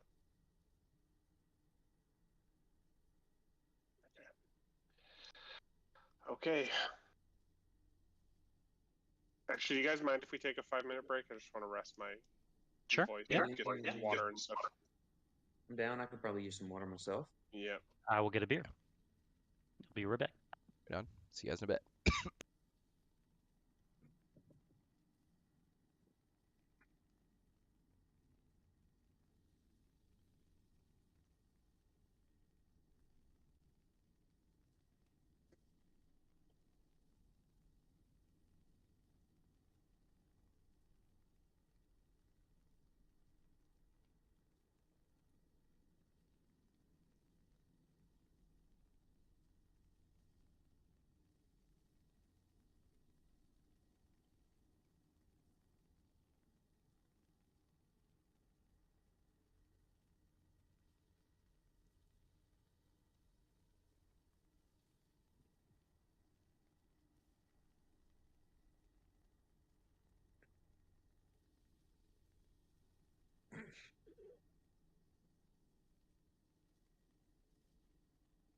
Cat's fucking spoiled rotten, man. What's up? So this cat's spoiled rotten. My kitty. Yeah, my dog in the middle of everything. Like, so my dog's name is actually Echo, and so like I've been trying to call my thing Shadow instead of Echo. But every time I say Echo, his ears perk up and he like gets ready to run over here. I miss my dog. My ex-wife got him. That sucks. I don't know. Oof, that'd be rough. It was. He was. Oh man, most gorgeous dog. The best dog, honestly. I mean, like, he never barked. He was an Australian Shepherd Border Collie mix. So just gorgeous, fluffy, and kind and gentle. Never barked unless you came to the back door, but was like, didn't beg, didn't cry, didn't moan. I mean, he's just full of life. Just the sweetest fucking dog in the world. Yeah. I miss him so much. But he's better off yeah. with her because she's more active. She runs with him and whatnot, and like he'd be happier with her, and that's why we decided on it because her lifestyle fits more what he needs energy wise. And the cat just kind of, oh, what a sweetie! Look at that. He's a albino Doberman and like has the temperament of a, I don't know, Pomeranian. I don't know. He's so like kind and gentle and like just watching him with other dogs, like he'll like pick stuff up like real gently and like move it gently. Yeah, that was my Gentle. puppy. My dog's name was Obi-Wan Chunobi. Nice. No, his name's Echo, and so every time I say Echo, he perks up and like looks around. So I try to say Shadow instead of Echo. See if I can share a picture with you.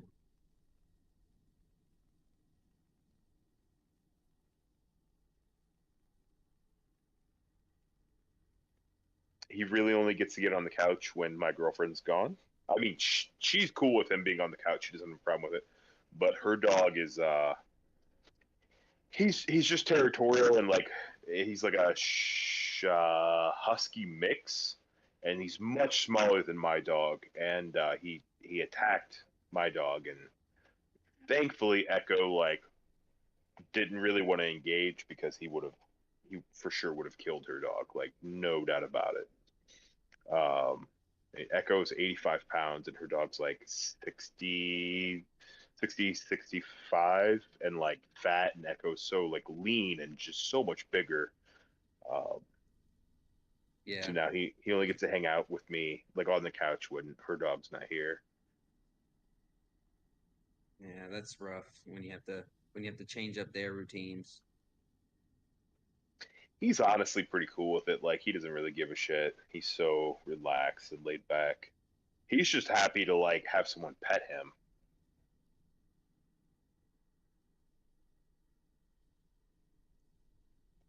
He smells real bad.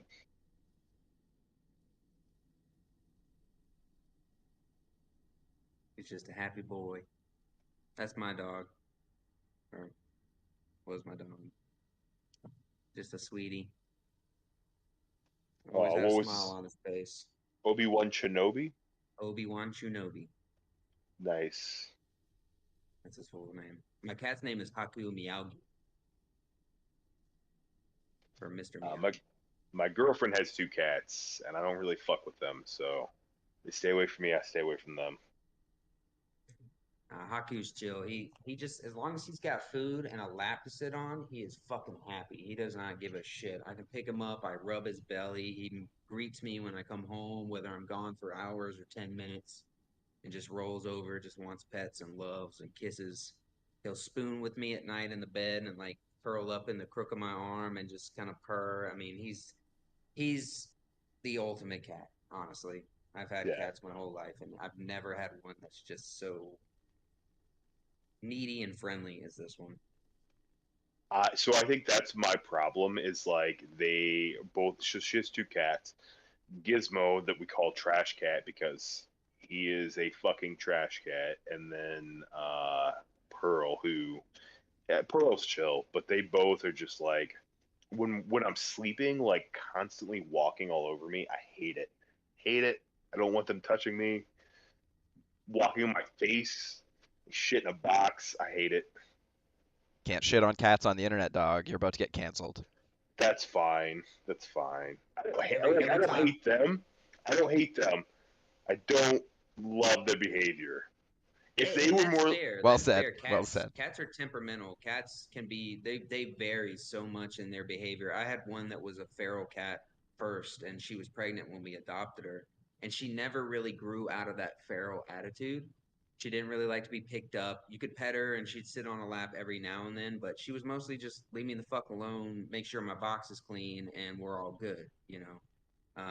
But this one is just Siamese are much different. This is a flame. He's a flame tip Siamese, and they're normally very needy, very vocal. They have a lot of separation anxiety, so they're really good cats for stay-at-home people normally because they like to be around their owners and spend time with them and just get pets and love. So I think I would be better with a cat if I didn't have him. Like he's literally just staring at me because I quit petting him. Like he has head off my chest, like just staring at me until I start petting him again. That's my cat. But if I didn't have him, like he's a Velcro dog for sure.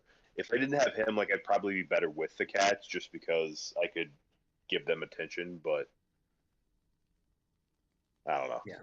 And when people say, you know, they shit in a box, I'm like, well, I don't have to go out in freezing ass weather to pick up my dog's shit every morning at 6 a.m. when it wants to go out either, you know. So For there's definitely sure. benefits. Yeah. I mean, even in this apartment, like sometimes I'll just open the door. He's got an e-collar on, but I don't have to use it. He will just run out and do his stuff, and then I'll call him, and he comes back in.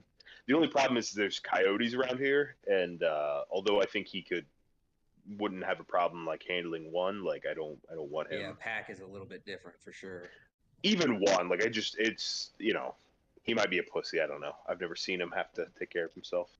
You'd be surprised. I used to have 2 beagles as well, and one was always vocal, barking at everything, wanted to fight everything. But as soon as we got the possum under the porch, he was just around running around the porch just barking. My dog, the other beagle, who was like just wanted to sleep all the time. Actually, his name was Snoopy, and he did sleep on top of his doghouse, which we thought was hilarious. But he was like 2 inches from that possum, had him fucking cornered, and was just like as aggressive as ever. I'm like, who the fuck are you? Like, this is so out of character.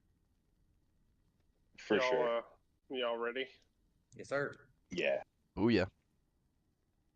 We were talking about animals. You know, you can't cut that conversation short easily. Jeff, you are muted. Oh, sorry, I'm ready. Anything else you guys want to say out in the hall? You do notice that as you're talking, you notice that whoever this individual is, whoever this man is, just came into the dining room to grab some food as he carries a plate and starts to head back towards the staircase. I'm gonna walk just straight in, right to the glasses of wine, and pour myself another glass of red wine. Red wine, okay. Cool. You could definitely do that. And just sort of You said red wine. No, I'm just asking. I don't. just sort of like I'm not drinking it, but just going in and like acting like I'm like supposed to be there, and just Okay. getting myself a glass, and then just kind of eyeing him down as he walks past. Yeah. Giving him a good look over. Okay. Yeah. As he walks past you towards the staircase, you notice that he is, again, from what you can tell, he's kind of like looking down at the ground. He's not really necessarily paying you any attention.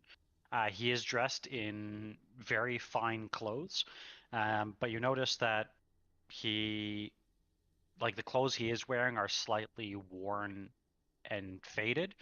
But he keeps his eyes on the ground as he kind of walks past you. Doesn't really stare back at me at all. No. Is he human, an elf? Is he? Yeah, from what you can tell, he appears human. Although something is off about his human features. Like, he looks like he hasn't gotten a lot of sunlight. I mean, does he look like a vampire? Kind of, yeah. Yeah. like a goth kid in the mall. Yeah. Yeah, pretty much, yeah.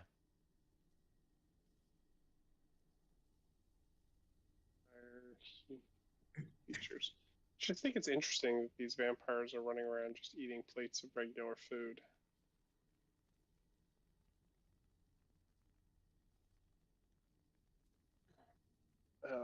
Clear my throat really, really loud in this room.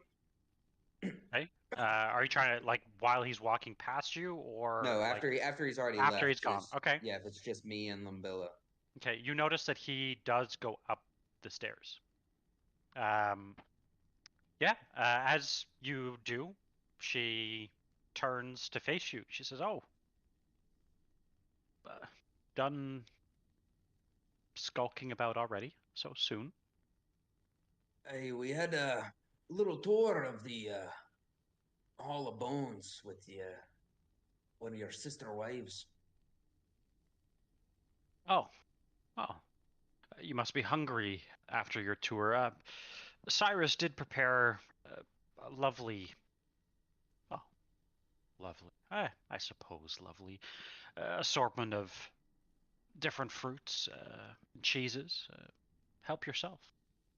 As you look, you would notice that there's different like apples, grapes, plums, different cheeses, like 4 different kinds of cheeses. Oh no, I'm quite full from before. But we didn't get a chance to talk much during dinner. No, this is true. Although Correct dinner. me if I'm wrong, but you seemed a bit off. Like you weren't too happy to be there. Well, those formal gatherings always did bore me, if I may be blunt. But, of course, as Strahd's oldest wife, I must portray a certain face. I say you're his first. His first? No. But his oldest, yes. Oh, so he's been married before ye. He has. Why aren't they still here? Perhaps a story for another day. Those tend to run longer than normal. Correct me, if I'm being too brash, but dwarves, we normally are monogamous. So seeing someone of this high stature of your master having multiple wives, it does pique my interest. Were you not jealous when he took on one more and then a third? Jealous? No, I was the one that found them to begin with. And, well, They may behave as they wish, so long as, well, so long as they do not displease him, at which point I would end that abruptly, if you catch what I'm saying. I believe I do. I believe I do. That seems to be the law around here. Keep him happy, eh? Well, love is a strange word. I said law. Oh, you said Yeah. law. Yes, sir. Sorry. I heard love. Well, keeping him happy is part of the law. Yes. It's strange. I never thought I would find myself here, especially for so many years. How long has it been, if you don't mind me asking? Asking a lady her age. No, just the age of the relationship. Well, You could put it in as vague terms as you like. it has Not to lean been into a few insult. 100 years. How did you Oh, I would have guessed. how did you come to be in the arrangement that you're in now? How did you meet Strahd and become his cultivator of wives? Well, it was Rahadin that found me. I left my people, the Vistani, a long time ago, and it was when I left home that I just happened to run into a young dusk elf at the time. Well, younger than today, I suppose. Rahadin saw me as a distraction, and he proved correct. That I was. Strahd has taught me all I know.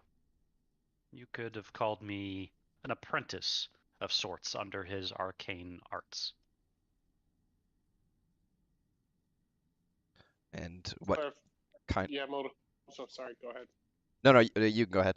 I was going to clarify what I think I don't know that I understood what she meant when she said ran into a young dusk elf. Who was the dusk elf? That's the dude Rahadin. Rahadin.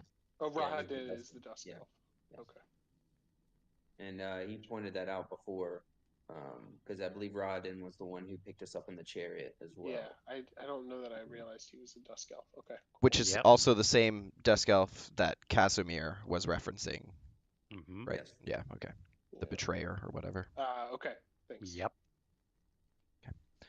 I know, it's almost like everything's interweaved. Yeah, just want to make sure I get it right. All right, Train, go ahead. So what drove you to leave your people? Why did you want to go? Were you going off on an adventure or were you taken? If I may be honest, Rahadin thought he found me, but in fact it is I that found him. I'd heard of Strahd and, well, let's just say it piques my curiosity to meet him. You said he's been a mentor for you. What kind of a mentor is he? He taught me in the arcane arts for many years now.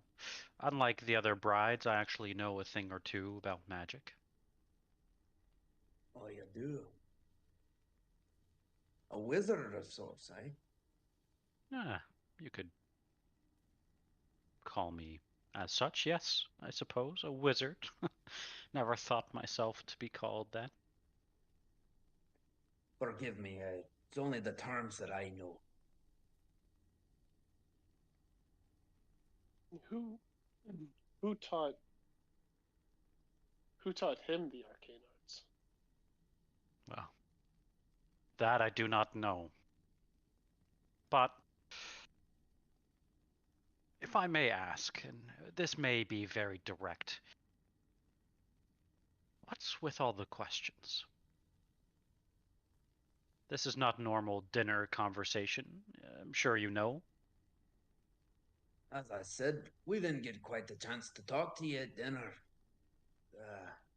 We're merely trying to learn more about our hosts. Find common ground. Give us something to talk about. Well, if you wish to find a talker, you can find that in Anastrea, a terrible gossiper.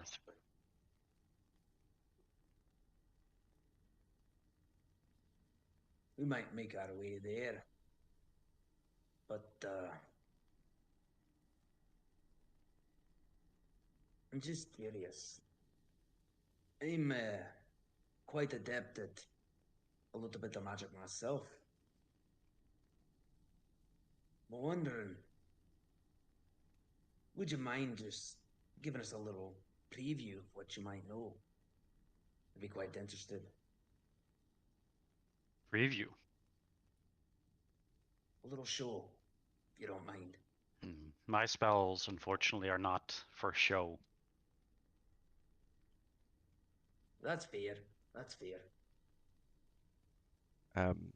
We've spent quite a bit of time in these lands, and it looks like we may be considering staying here on a more long-term basis. I wanted to know what you think about the people of the land of Barovia. The people. Well, the people, at least some of them, they're interesting. Although, most recently, I haven't had the chance to leave the castle as much as I would have liked to. But I'm sure in the near future he will get bored once again, and I will make my way, I think this time perhaps further west than Vallaki. That's where I found the last one.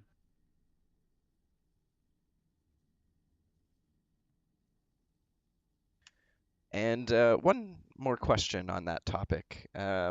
Is there anywhere that the laws of the land are documented? Is there a book or a scroll, or would I have to ask him myself to know the laws? Well,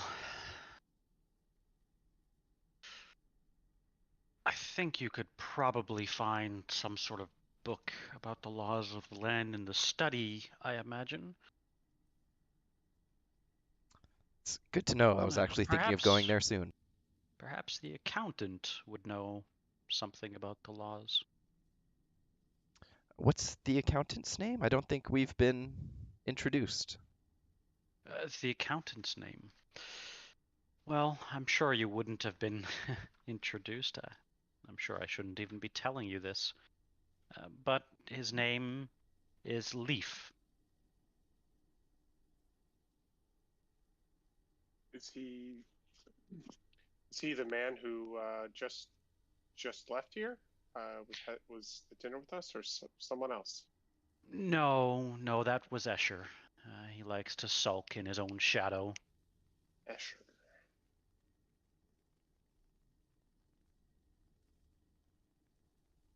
Quite rude, gentlemen, if you don't mind me saying. No, Didn't even stand to look at me as I came in. not rude, just simply sulking until he gets some attention.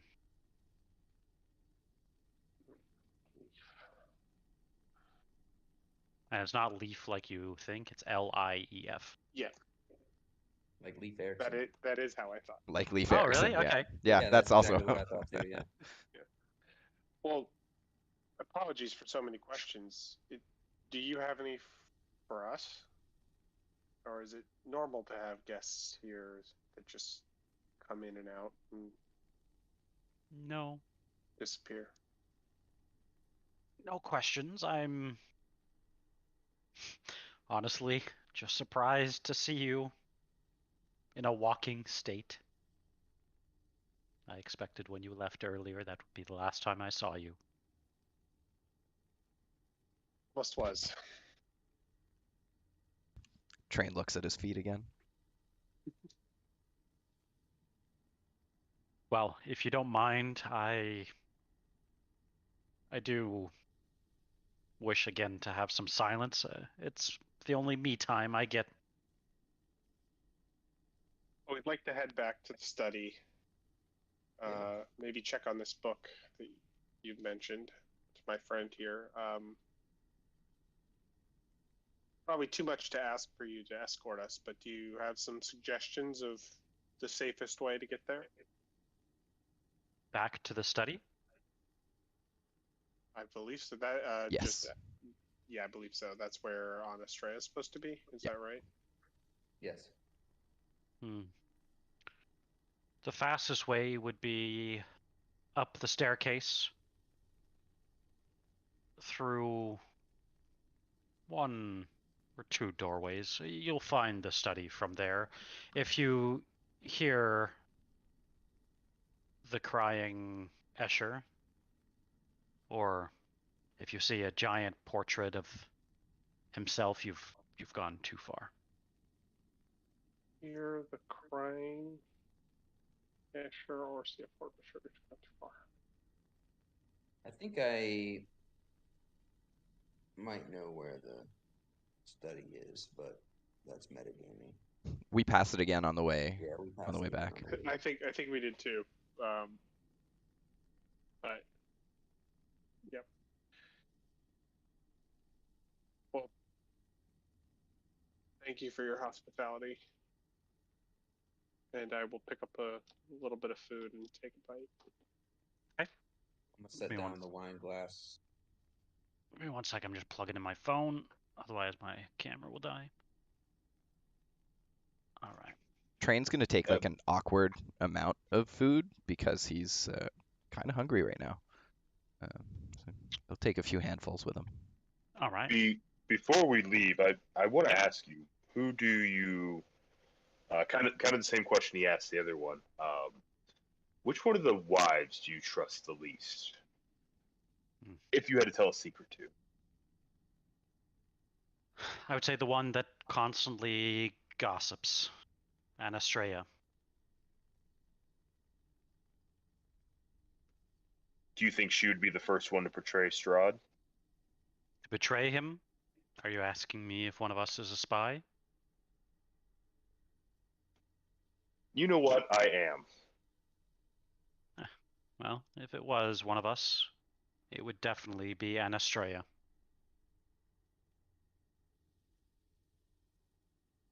And why do you think it would be Anastrea? She can't keep her mouth shut, always spreading secrets and lies to everyone that she meets. It's interesting.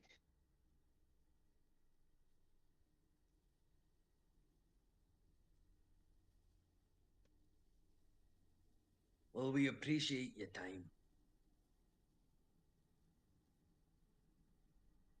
Well, it's honestly, it's no problem at all. All right, I think we should head upstairs back to the study. Okay. Yep. All right.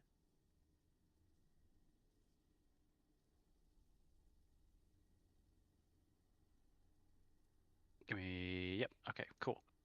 As I'm gonna activate you on this scene. And I'm gonna put you on this map here. Let me know if you can see it. Will take a second for me to move everyone. Here goes.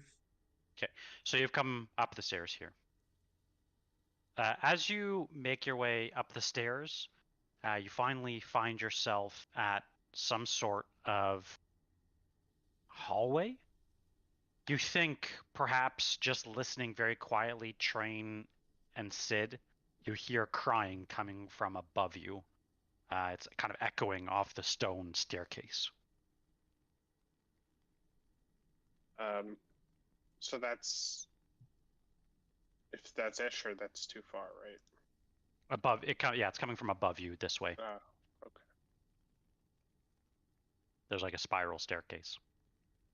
As you move forward a little bit, Mercer, you see a very delicately engraved steel door that stands at the west of this dark hallway.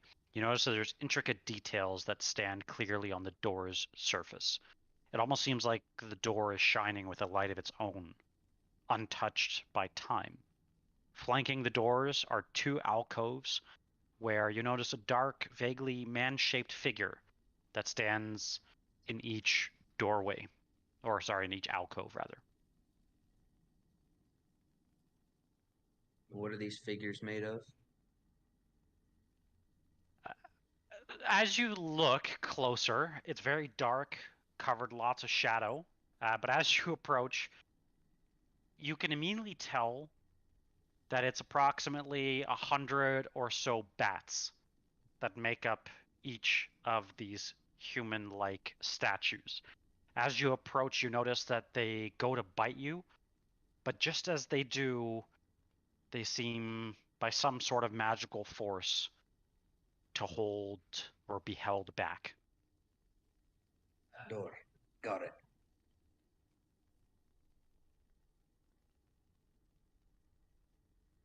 Note to self, don't come this way if ever we find ourselves here without permission.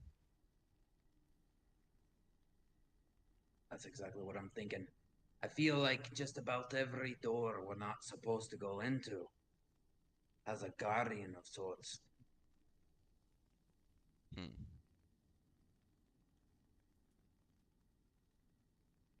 What would you like to do? Now, does the sounds from Escher sound like it's coming like directly above us, like the next floor up, or You is it think it's echoing the next down floor up? chamber? The next floor up, but it's echoing down the stairs. Yeah. Oh, I mean, Yeah, from her warning, it seems like we're not supposed to go that way. If her warning is to be trusted explicitly. thing. Well, she Well, said maybe if you make it to a giant portrait of him, you've gone too far. Okay. Too far up, that is. So maybe we keep trying to go up? Let's try one more up. Steve. Yeah, try one more up. Yeah, one more up. Okay. At least then we know if we've gone too far or not, and this is the only way else to go from up the steps through this door. Yep.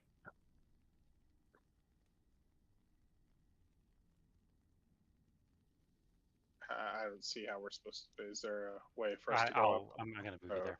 Oh, okay. He's marvelous. Who else is here? John's here. Let me know if you could see it here. As you make your way up the staircase, you do find yourselves in a hallway where you see a large portrait. The landing that you're on, you feel a very cold draft, but you notice that the well-dressed man with a serene yet penetrating gaze is that of the man himself. Oh, So we've gone too far. And have we gone you too hear far? crying from this door. This is everything we were told not to do. I think we have to go through Yeah. the bat door. I think we go. Yeah. Gotta go through the Just back door. confused. Definitely don't want to go too far. No, we're not quite sure what he is yet. Or is she sabotaging us? And the thing is the way she worded it makes me feel like he might not be entirely human. The way he looked and Well, he required was.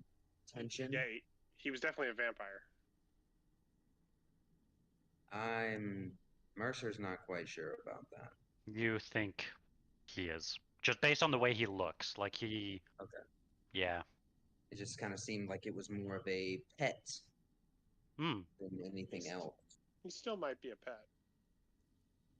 Be a thrall of some kind, but it just seemed more of a plaything pet more than an actual resident of the home. Did anyone else That's just what I was feel, as I'm assuming we're gonna head back down the stairs, kind of thinking. Yeah, we're gonna back. while we're walking, I'll just kind of mention to the group that did anyone else have any red flags when she mentioned a spy before we mentioned a spy, where it seems like the other wife didn't know about, like Strahd doesn't seem to be talking to them about it. So it's weird that her mind would jump there. Yeah, That I'm is a definitely, curious thought. definitely not ruling her out. The thing I we don't think haven't we should rule any of them out. Well, at some point we have to. We have to. Well, I mean, maybe that's a fair conversation.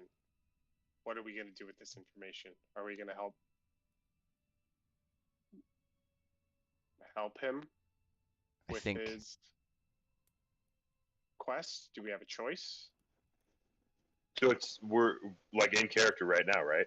Yeah, I'm Yeah. saying that in character. Like that's Are what we we're gonna? talking. So Yeah, are we going to help him? Do we have a choice? so how does he has no idea who the spy is, so we could just give him a name, collect our reward, and leave. He could. There's also other That's ways. one less bride that we'll have to kill in the end when we inevitably have to fight Strahd. this could also be a test. He may know who the spy is. And he's a powerful magic user and has ways of telling whether we're telling the truth or not. I am certain. So I don't know I that we think- have a choice in this. I I think if we try to lie, it's going to backfire on us. It may not feel right, but if we want to live through this, I don't think lying is going to be the way to do it. Well, right now, we need allies. And bringing the heart back to Argynvost renews those paladins' oaths. Then we may have a little bit more strength on our side. So a little misdeed here, evil deed for an evil man, may lead to a greater good. I think one way or another, we're going to have some blood on our hands when we leave the castle tonight. That's for sure. You can think count my on it. first priority for us is survival. Agreed. Achieve what we can, but survive first. I think we're still out of our depth in this place. You're not wrong.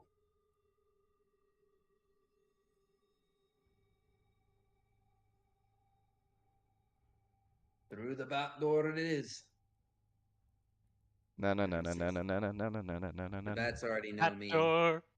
Yeah, I guess we go As back to the back door. yeah, as you approach the door, you notice that again, it's a very well engraved door, untouched by time. It has an engraving of a human king in armor on top of a horse with a majestic range of mountains and shooting stars in the background. You notice that there's tiny figures of people and wolves that frame the image. I'll open it up and walk on in. Okay. As you open the door, dust assaults your lungs. There's a sweet yet pungent smell of decay in this room. In the center, there's a large oak table, and a blanket of dust covers the tabletop and its fine china and silverware. In the center of the table, a large tiered cake leans heavily to one side. The once white frosting has turned green with age. Cobwebs hang like dusty lace down every side of the cake, and there seems to be a single small figurine of a well-dressed woman that is perched atop the cake. Suspended above is a web-shrouded chandelier of forged iron, and there's an archway window in the south wall that's draped with heavy curtains. There appears to be nothing else in this room other than a doorway that seems to lead to the east and to the north. Does this look like a wedding reception room? It Like does. this was like a reception of some kind? It does.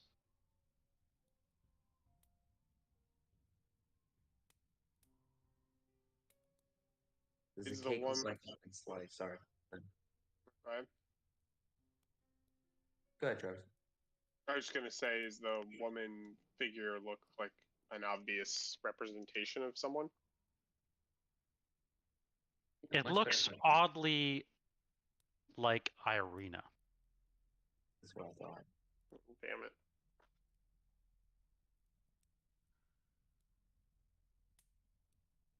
So this is her room. You do notice there's a harp in the southwest corner as well.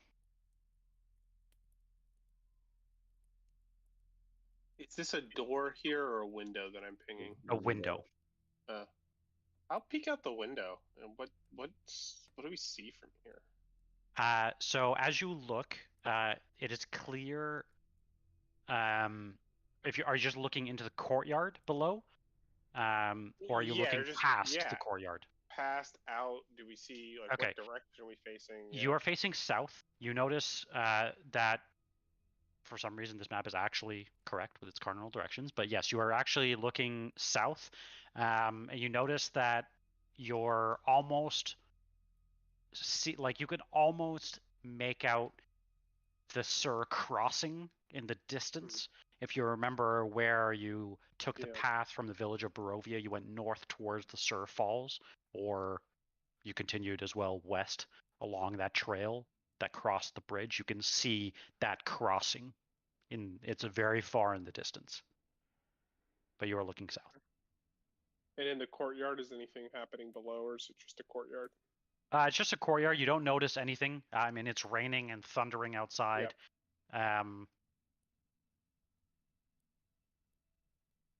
Okay.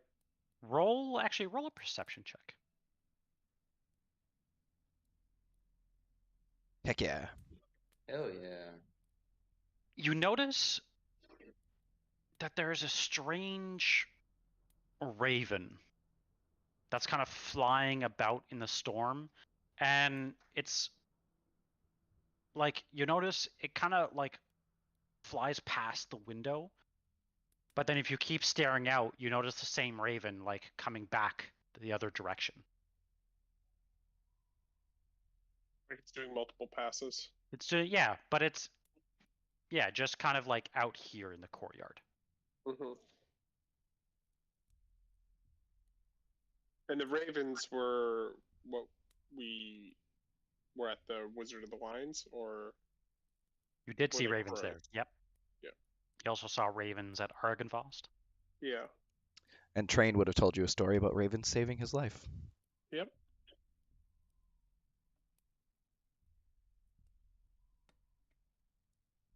Hmm. Okay.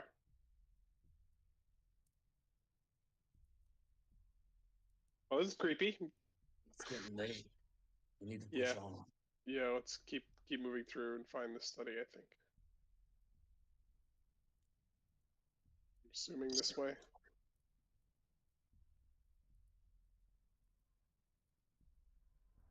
Okay.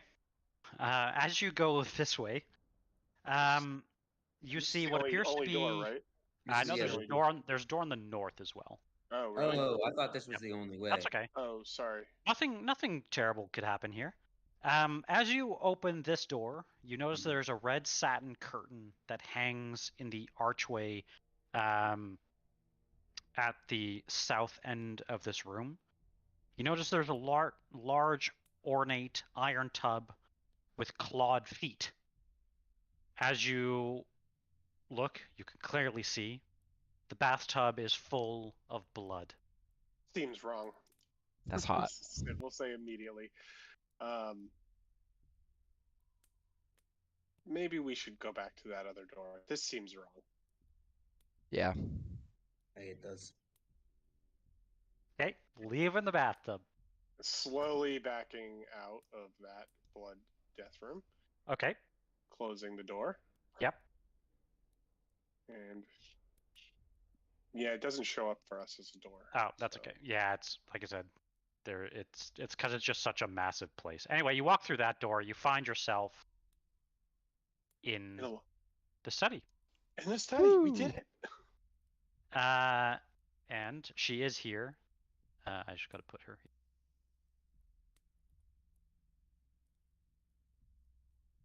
but she is most definitely. And as you come in, she immediately greets you. So, oh, I'm so glad you're here. I've been wanting to chat with you all evening. I I just I try to keep my mouth shut while the others are around. Oh, how was your dinner? Was it to your liking? It was interesting. Interesting. Well, interesting. Good. I hope. It was delicious. Oh yeah, of course it was. I mean, Cyrus has his issues, but he cooks quite well. Listen, anything I can have him get you. Anything that you need while you're here. I was wondering if he had any pastries. Pastries. Well, I don't think that Cyrus is making any pastries, but well, what if it's you look old enough. You can have alcohol, right? Maybe like an alcohol that tastes like pastries. Would How that old work? does she? How I old would does she look? Oh, sorry. She looks quite young from what you can tell. I would settle for pastry alcohol. Oh, great. Yeah, let me just give me 1 second, okay? I'll be right back. She actually walks through this door, disappears for a few minutes before reappearing with a bottle. She does not bring any glasses. And she kind of walks up and she says, "Oh, here, try that. I've heard this is pretty good." I pop the cork and start drinking away on my own. Yeah, it tastes delicious. It tastes like pastries, although it's not it doesn't hit the spot like the craving that you have. No. Duly noted.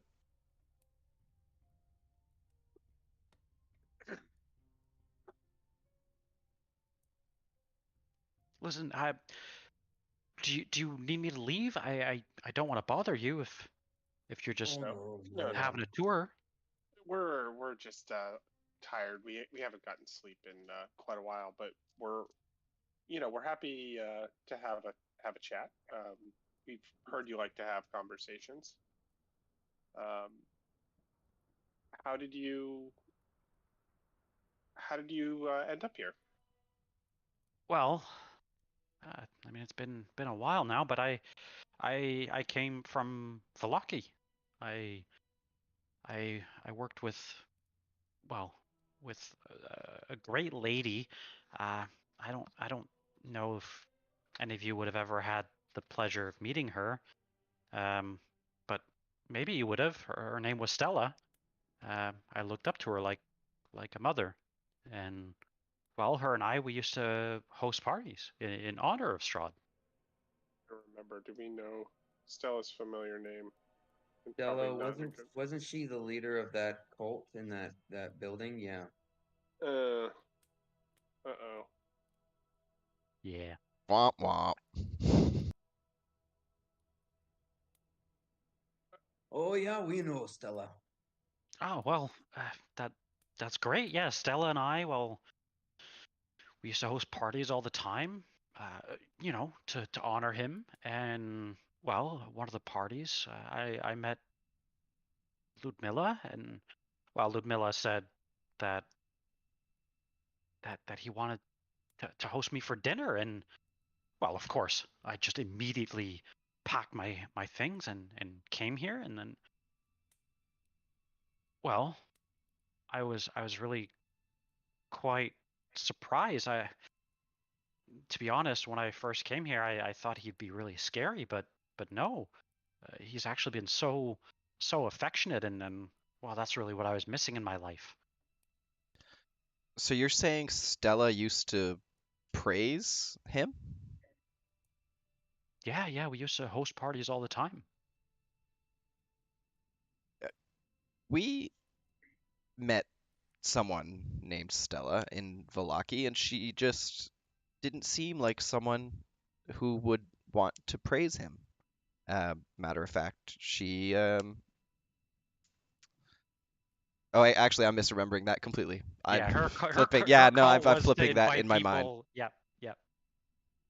Yeah, she was the pro Strahd cult, right?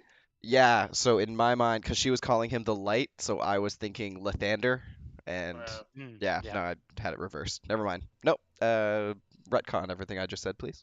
Okay. So you're happy here, where you are. Yeah, of course I'm happy here. Do you ever wouldn't I miss? be? Do you ever miss where you came from? Yeah, I do miss the party sometimes, but honestly, like I said, I was just so surprised when I came here. I mean, we have really interesting people that come all the time, and well, I just love sharing stories, and yeah, I'm really happy here.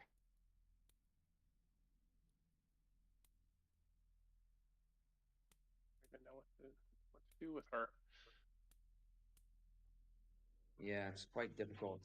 They do all seem to be in love with him and really happy of where they're at.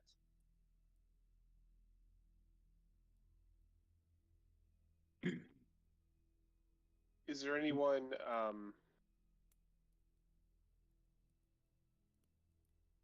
we may be passing through Vallaki again in the future? Is there anyone there that you'd like us to pass something on to, or Yeah, still have? if you could you pass a message to my old husband and just let him know that the rumors are true. He is inadequate in bed. God damn it. Jesus. All right. She seems totally serious when she She says that. seems totally serious. And Well, we don't want to kill them. This is worse. Well, This is worse fine. than spying. You can tell him that our neighbor is better in bed than he was. and who was your husband? His name is Gregory. That's just the You- name you- you're yeah, coming it's up just- with. yeah, It's not like yeah, no. okay. I'm like The best thing you could have said there would have been Jerry. Mm, yeah. we're changing it. It's Jerry. We're changing it. Oh God, amazing. So the other two wives consider you the kind of the keeper of knowledge. Like you seem to know everything. Is that a fair assumption? I know quite a lot. Well, I'm glad to know that they think of me that way. Yeah, I do know quite a lot. One of them, we've heard rumors of there possibly being a spy in the castle. Do you know anything of that? A spy? No, no, but a Insight spy. check. Insight check. Okay. Yeah. If there is a spy, it must be Rodden. Could be Escher. No, It's no. It must be Ludmilla. It must be. I mean, she's a Vistani. As far as you could tell, she's telling the truth. Yeah. I don't. Do you get? Yeah, I've gathered that the three of you don't get out much. No, but If we have they guests all the were a time. spy, how would they be passing the information? That I don't know, but I'm sure I mean, it's got to be Ludmilla, right? I mean, she's a Vistani. If anyone can get out, it would be her. Is that all you have to base it on her culture, her background? Yeah, but I mean that makes sense, right? she told us that it was her, correct? Yeah. I don't. She said if anyone, it would be her because she can't keep her mouth shut. But none of them are like saying anything that's like very. Except Yeah, for Concrete. Ludmilla saying Yeah. spy before we mentioned spy. Yeah. Kind of knowing what it was. Yeah. But I guess, Ludmilla seems to think it's you. She's got to be playing a joke of some kind. If she's calling me a spy, why would I spy?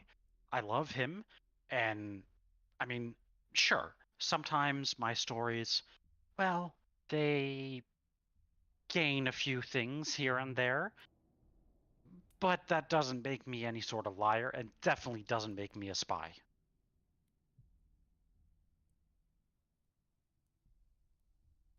That you may know, be. all this talk of spies, what would anyone even be sharing? I mean, Strahd's the absolute ruler of this land. I've seen nothing to challenge him. And that's what I would say. I've seen nothing either. If Ludmilla were the spy and we wanted to find proof, is there anywhere we could look to see maybe if she had information written somewhere or where she might keep something like that? Well, who have you talked to so far? Have you talked to Escher and to Cyrus? And I know Escher keeps to himself, but he knows more than he lets on. We have not spoken to Escher. And while Cyrus, I mean, he would be downstairs probably. He's finished all the cooking now, so he would probably be in his servants' quarters. It's definitely worth speaking to as well. Good idea.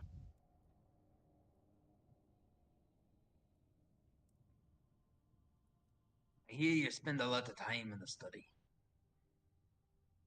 I do. One of the things I've recently picked up is, well, trying to learn more about, well, history and just the land in general. I mean, I was mostly a hostess. I never really knew too much, so I've been learning a lot while I've been here.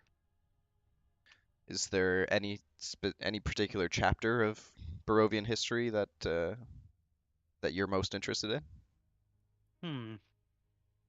No, but there is a really interesting book about poetry. I'm not much good at it, but it's pretty interesting. Is there any poems in particular that you'd like to share with us? Is there anything that stands out? I know we're kind of on a mission, but we just want to learn a little bit more about the people in the castle here, really. Well, there is an interesting poem, but I mean it's a little long. I don't know if you want me to. I mean, do you just want to? I can show you. I'd love to see it. Yeah. She shares this with you. I'll send it to you. It'll be up to you if you want to share it with the rest.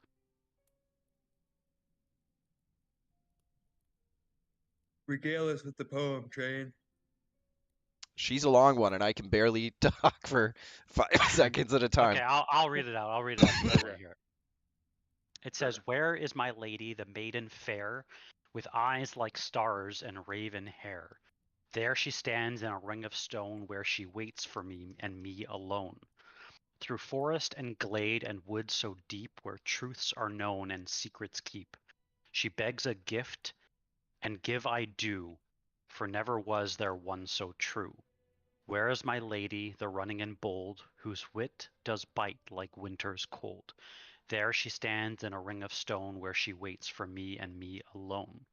Through hill and mountain and highest peak, where storms rule strong and life is bleak, she begs a trial, and try I do, for never was there one so true. Where is my lady, playful and sly, with a laugh that's light and a step that's spry? There she stands in a ring of stone, where she waits for me and me alone. Through swamp and marsh and lonely bog, where death comes slow as a creeping fog, she begs my heart, and die I do, for never was there one so true." I'll share it here in the chat so you have a copy. Oh, I think Matt already did. Who do you think this poem's about? I honestly I don't know, but for some reason it just speaks to me. Do you know the writer by chance? Unfortunately, and as you look, it's been like ripped from the page. I don't know.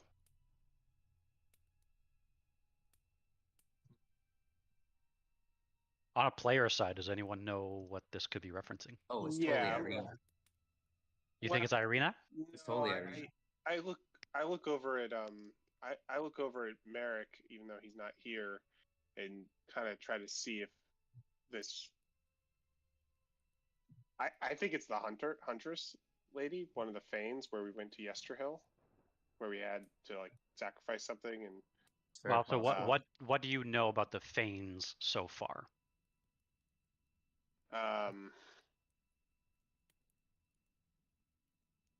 I gotta go back through my notes. But so there's the 3 Fanes, and then there's And how many areas are mentioned in the poem?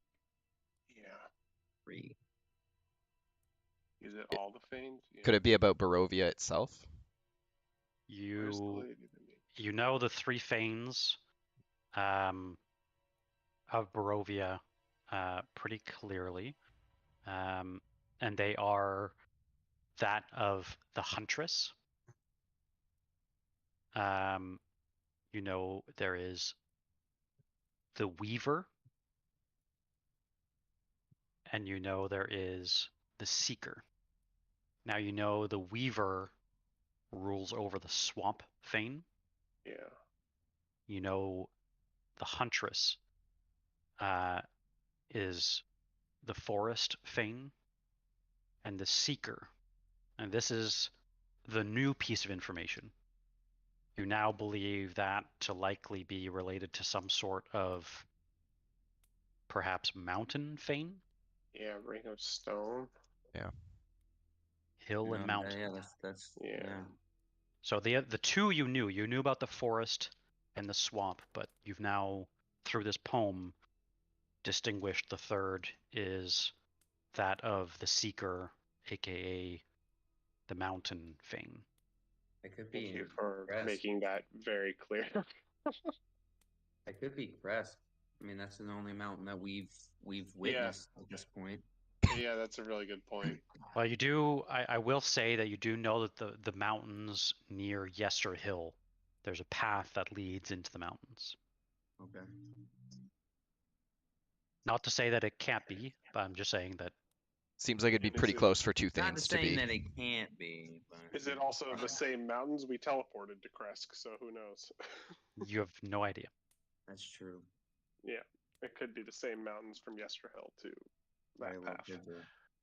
I imagine we're not. Yeah, this is all out of character. Yeah. But, Yep. Right, But, yeah. but yeah, it definitely reads like the Fanes in some. So No, Now- good thought. I didn't think about those. I forgot. about them. As Train, as you're standing there reading the book, a strange you start to get a very strange, almost nauseating feeling. Damn it. And no, this is a good thing actually. The first good thing that'll happen to Train. Woo! As you stand there and read, this nauseating feeling, you almost get this like out of body experience where all of a sudden you find yourself in almost like a strange shadowy, I don't want to say plane, but place. And you finally see a familiar figure in that of Madame Eva. Madame Eva looks over at you, gives you a very graven look, and she says, You do not look well. Listen, I know your journey to find the artifacts is, well, it's underway. You've made great progress already. I can sense You found the tome. You found your ally. There are still some artifacts yet to find, but you will come upon them soon enough. But listen, there is one artifact that that you may draw upon in your crusade, but I have feared to tell you because of the history of this artifact. Now you can tell me if you do not wish for me to continue to tell your fate. You can tell me to stop. Will this artifact help my friends? Or will it do like everything else I do and just hurt them more? Well, the 3 artifacts I told you about that would help restore Barovia to its power, those should not hurt those closest to you. But this last one I am about to tell you about, it may do that very thing.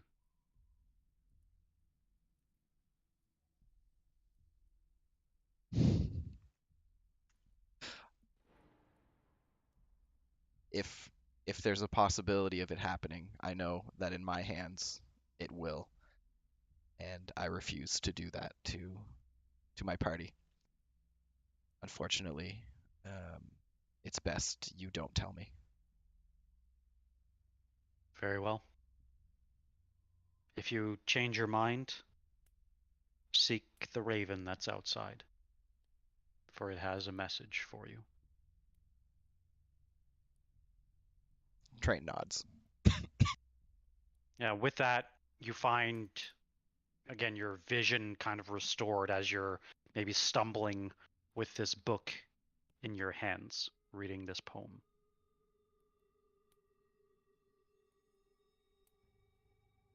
I look around the room, kind of put the poem down. I take a look at Sid and Mouth and Mercer, and just kind of Just like steady you as you kind of stumble a little bit. yeah. And I just try to think hard. I know the offer's still on the table, and Train's trying to decide what's best for everybody.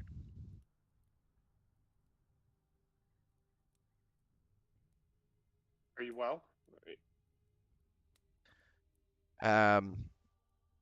It's definitely something we should discuss when we're alone. As well, I hope you like my poem. Listen, I hope you will pass the message to the not so great Jerry. And listen, if you have any more questions, you know where to find me.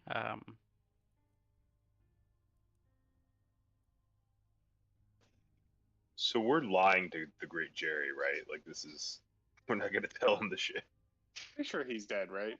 He's dead. Yeah, Oh, Jerry's okay. dead. oh, that's right. That's right. Well, why don't we tell her he's dead? Is that Well, you don't know that. That's true. Yeah, that's true. I don't think Sid is too happy that he's dead, but it is funny. So I don't think he would share that. Comedy is tragedy plus I time. know. Yeah.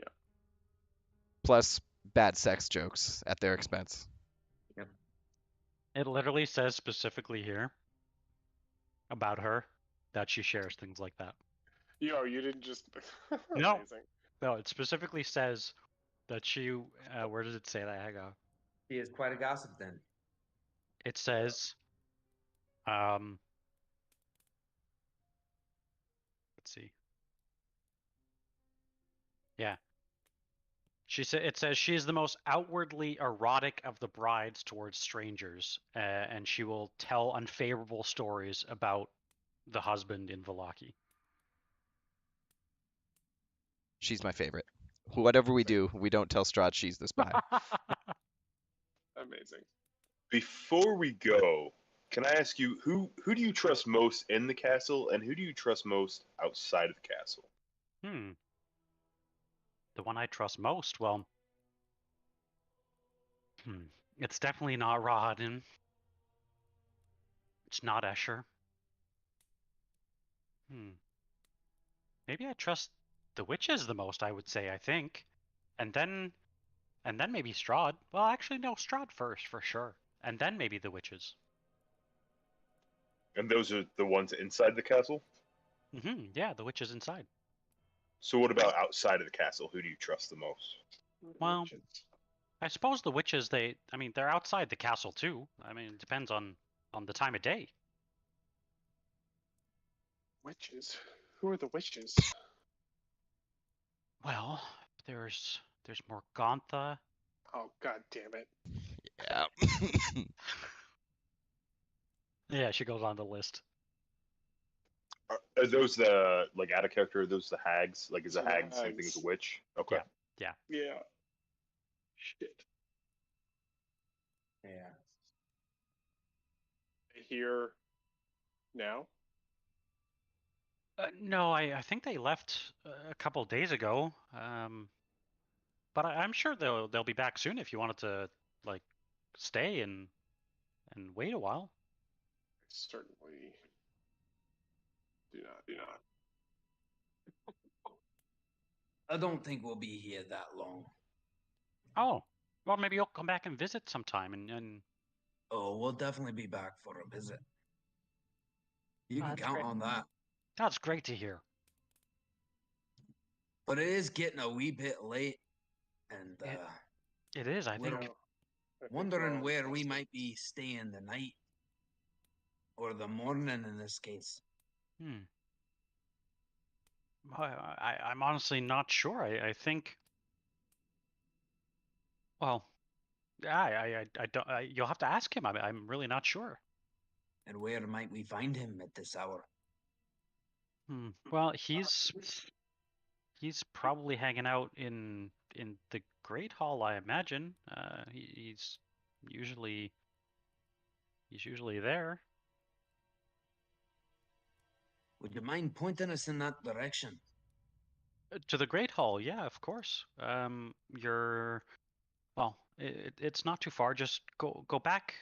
You said you were at the dining room, right? Well, just go back to the dining room, and well, from there it's pretty straightforward. If you want, I can even lead you there if you want. No, I think we can manage. Okay.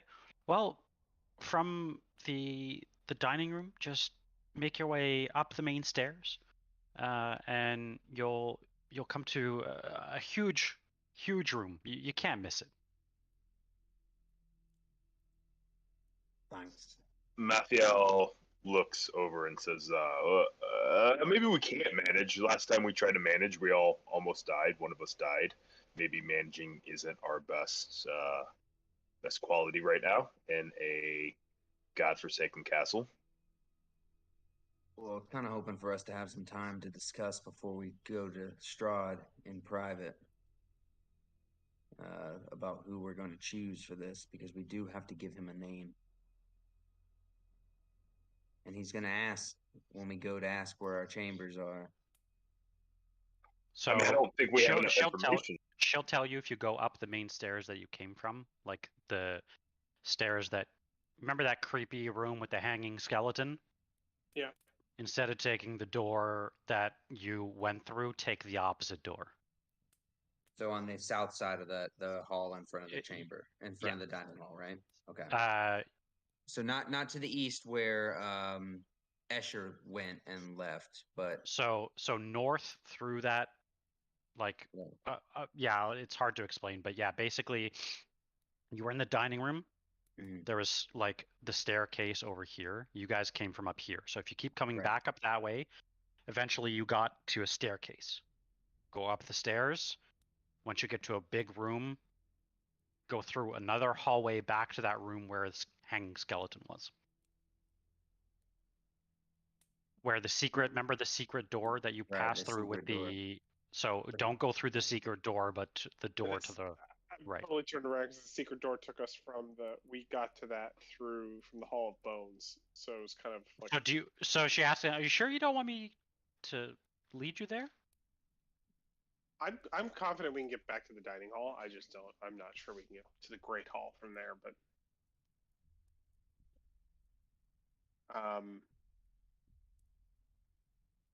Yeah. I just Well, wanted listen, a little bit of time I alone. I need to use the little ladies' room anyway. Why don't you wait here for just a few moments, and I'll be right back. Sure. Appreciate your hospitality. Oh.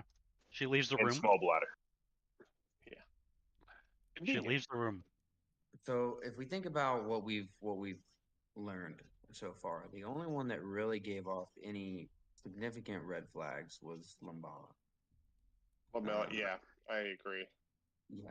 The one in the I forget her name, but the one in the Hall of Bones just seemed far too infatuated with the macabre and the death and the battlement, as well as her shared fetish with Strahd. It just seems too strong of a connection. Yeah. This one The seems. only thing Go I'll ahead. say about the one in the Hollow Bones is her being so close to Cyrus kind of makes me think that if she's lying about her fondness of Strahd, there's an opportunity for her to be working with Cyrus as like a 1-2 punch on being a spy. Yeah, I feel To like really Cyrus rule has her. a lot to do with it. Yeah, I think to really rule her out, I'd want us to speak to Cyrus and see what's going on there. Um, but I agree with you guys. Most likely, I'm thinking Ludmilla, So you haven't Yeah, talked Ludmilla. to Cyrus or Escher. Escher yet. Sure. Yeah. I think Okay. Escher is probably our best lead right now because he's the closest. Yeah. I'm a bit concerned. I don't know if there's like a time limit on this. I mean, I don't recall Strahd He giving basically us said one. like in a few hours, so you don't have Yeah. a lot of time. Yeah. Yeah. So Well, Mercer's still thinking, and again, he'll express that he doesn't think Cyrus is what he seems to be.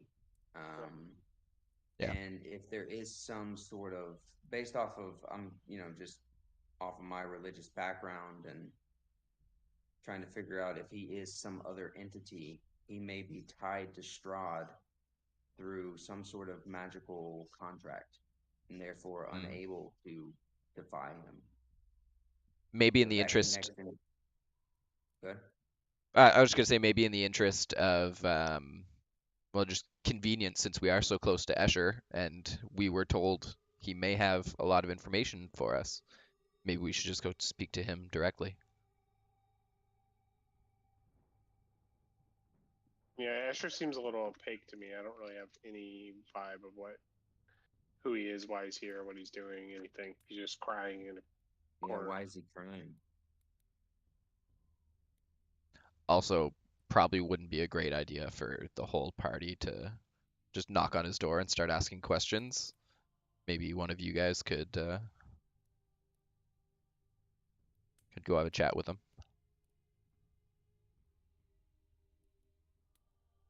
The last few hours, do we split up?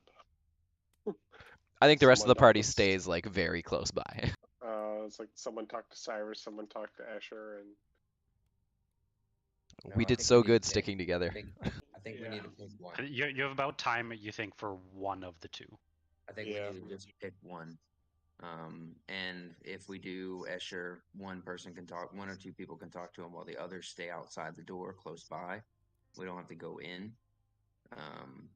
But yeah, we need to either pick one or the other.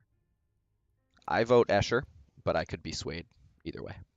vote Cyrus just because I think someone with that background has the ability to know a lot. If Escher's just in his room crying all the time, he probably doesn't know very much. Train will do whatever Sid says. I don't know.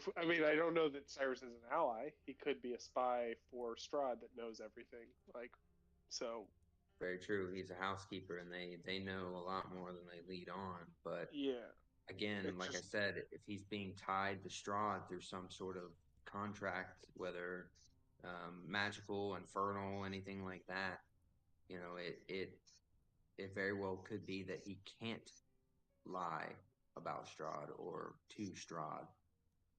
If Strahd is an arcane being and has, which we've learned, he has arcane training, it very well could be that there is some sort of magical bond or binding between the two of them.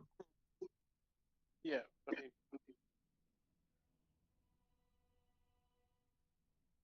And that's what I'm kind of worried about. So what do the Johns vote? I think it has to do with Cyrus. I think we should talk to Cyrus, but I also feel like we need to be more blunt and like upfront with our questioning. Like, I mean, obviously Strahd is on our side with this one, so we're not going to suffer any kind of like wrath from him if we piss off his people. If you ask him point blank, like, "Hey, what are you doing?" and someone gets pissed, like Strahd is still going to be with us on it, regardless. He asked us to do this. It's very true. Yep. Let's put a vote. What would you vote, John? 1? Well, It, y'all are swaying me towards Cyrus. Okay. John 2, aka Cyrus. Okay. Travis? yeah, I was thinking Cyrus. Even if he's not, I think we'll get more information out of him. Okay. Matt, unfortunately, even if you want to vote Escher. Yeah, for the record, my vote was still Escher, but I'm happy to go talk to Cyrus. Did you want it? Well, if you wanted to split up, you could talk to both. Train does not have the confidence to do anything by himself. He's going to stick with the party. Well, I mean, we could split 2 and 2. When Anastraya returns, she is still a guide to one of your groups. No, I'll stick with the party. Safe survival. Okay. Okay. Yep. Okay. So I guess we'll ask her to, instead of taking us to the Great Hall, to take us to Cyrus's room. Or wherever he may be. Yeah, Okay. wherever he may be. We have a pretense. Just take us there. I guess He we did don't need a say pretense. she did say he would most likely be in his quarters since the cooking was finished.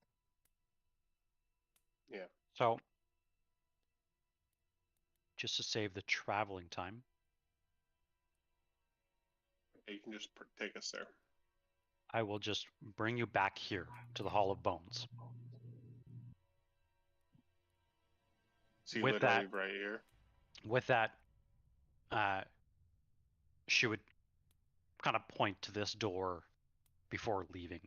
She says, "It's not my place to go down there."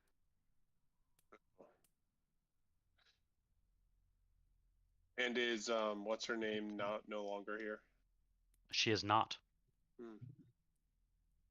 She went upstairs, if you remember. Yeah. I'm trapped. All right. Oh, I can't sorry. move through anything. Yeah, everything's a wall. It's probably the. There you go. Hang on. I'll fix you guys. Got it. Figured it out. So yeah, through this door is where she pointed. Oh, God damn it! All these damn bones. I can't move. Sorry, hang on. I know. Damn bones. I got you. Okay. Give me 1 second while I move to there. Stop flaunting your youth in front of me, Train. I'm an old man. By sprinting around me. Well, you're still younger than me. So as you enter this room, this door is actually open, which wasn't last time. The last time you came into this room, you remember at the end of this hallway where I'm pinging right now, you noticed a strange figure holding a lantern. I think when you saw as this dark figure started to shuffle towards you, which is when you left. As Cyrus is standing there with his lantern, you now realize this is the same person that you saw. We just ran away from him, right? You just ran away from him. Yeah. Ooh. I'll make a note. Right. Let's put the screws to him. As you look As I'll- around his Ooh. I got restarted in the Hall of Bones. oh, I'll fix you up here. I just shared an image. Hopefully that loaded for you. You notice that the conditions that Cyrus is staying in are not the most hospitable, we'll say. Something's wrong with the stream. It's just a black screen. With the stream? Yeah, like the screen for the stream, like whatever the yeah. It's just What about that? it's like the token for the Same thing. stream isn't on a map. Yeah, it's still all black. Yeah, something Uh, weird happened in Foundry, like rebooted. And... That's fucking weird. Didn't do so for me. Maybe, yeah, try logging the stream out and back in, because it should have access to all of, like, everyone else's tokens. You guys came from here, by the way. This is the Hollow Bones. Mhm. Got it.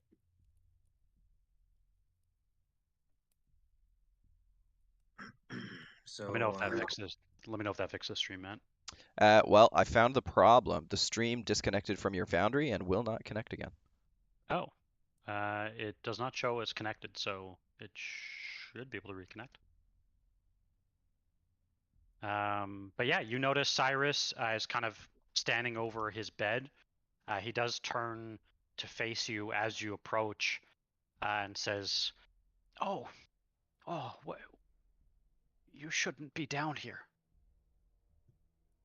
why don't you take a seat, lad? Oh, yes, it has been a long day.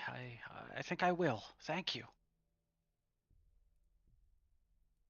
Now look here. We've been charged by your master to search for someone who's passing information from inside the castle. Now- Information. Yes. Now we've done a little investigating ourselves, and you know, a lot of arrows seem to be pointing in your direction. To me? Oh, Aye, that to you. that can't be. I've been his servant for so many years. Aye, but the savviest spies are the ones that go unnoticed, aren't they? Well, And you have Uh, access to all the rooms, all the hosts. I'm gonna just all the guests. reshare the image of what he looks like. But yes, I do. But well, I would never betray him. I'm devoted to him, and I've been his servant for many years. That remains to be seen. He seemed to be the confidant of many of his wives. Is that true? No, just Oh, whispering in their ears, are you? Or are they whispering in yours? And I'm trying to get a little bit more aggressive with them. yeah. No, it's not like that. Valenta comes down here sometimes. Or is it that you lust after him, huh? Is that what you're after? Get rid of the big man and you have your pick of the waves? No. Listen, it's not like that at all. There's only one that comes to me, and well, Valenta, she doesn't share anything really with me. It's just she just sometimes feels a little lonely, and so I'm just an ear, just like I am to you. What kind of things does she tell you? A lot of nothing really, mostly about her art and well, things that she likes to do, and well, sometimes we talk about the weather. Well, she does all the talking, really. And what does she like to do? Well, I showed her my kitchen a little while ago, and well, I'm not sure if she was joking or not, but I think she likes to harm different people. She she said something about burning them in my hot cauldron.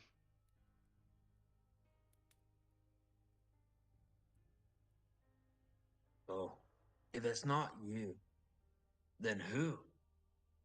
Hmm? Even more importantly, why? Why would someone want to spy on Strahd? Maybe that will help. I'm really I'm not sure. Um, Oh, come now. Why don't the others talk to you? Why is it just her? Well, the others keep mostly to themselves. I mean, the master, he's always been drawn to different men and women, always beautiful. But he's drawn usually, well, by how smart they are, or how charismatic, or well, just plain beautiful that they are, and well, he turns them into his possessions, and then they're bound to him, like I am. Bound how? Well, once a vampire bites another, they're beholden to the ones that sired them, and well, they usually follow their orders without question or even second thought. Did he bite So you? No, no, I you can see I have my own issues. And as you look, you notice like the left side of his face is completely covered in scales. He's got ears that look like a panther's ears. His left foot looks like that of a duck's foot, and you notice that some parts of his arms have this strange, like dog-like fur. But what binds you to him? Sorry, John, Wait, I didn't mean to interrupt you. Sid will actually interrupt you real quick because something he said, like in character, I interrupt. Sure. So if Strahd, if a vampire bites bites someone, they're beholden to him. Did Strahd turn all of his wives, or did any of them come already as a vampire? I think he's bitten them all. I think. Why do you only think? Well, I don't ask those sorts of questions. It's not my place. But from what I know is, sometimes he loses interests in the well the people he brings back, and some of them are locked down in the crypts. Rahadin brought him Ludmilla. Yes, yes.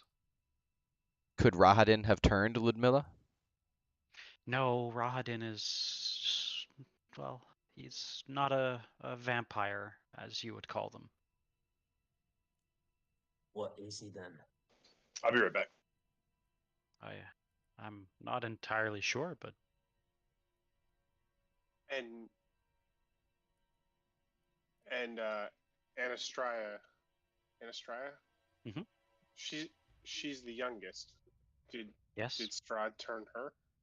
Yes, very quickly after meeting her. I was surprised at how quick he took a liking to her.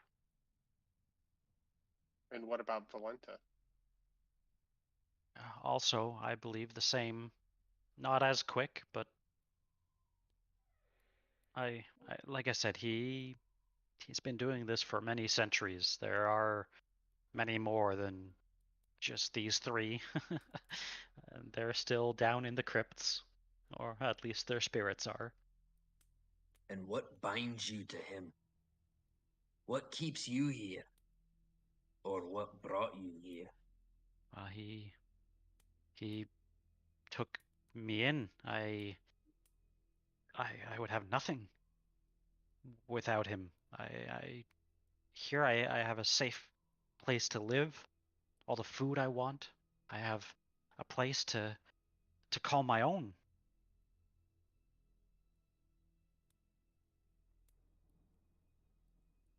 So, here's the deal. We've got to go back to your master and give him an answer to his investigation. Now, arrows again are all pointing to you and your connection with his brides. See, it's his brides that he suspects. And he has to be getting the information out somehow. So, what I'm asking you is, what's to keep us from telling him that you're part of this scheme? You wouldn't. You wouldn't. It's. I have Oh, nothing I to do with would. this. I'd have no trouble saying so. Because that's what we believe. Because that's what we found out. Unless you have something else to add to our investigation. Something worthwhile. Roll intimidation. Not the best. Try to help him. Oh, inspiration, please, God. Oh, inspiration! God damn it! And 0. No, I wanted to try. I also wanted to try to help him, like. Okay. Yeah, roll it with advantage. Yeah. All right. Hell yeah. You, Travis. All right. Listen. The only thing that I know, but I shouldn't be telling you this. Sometimes Valenta, well, she goes missing for some time, and I finally managed to get it out of her last time that she likes to take trips to the spires at the top of the castle.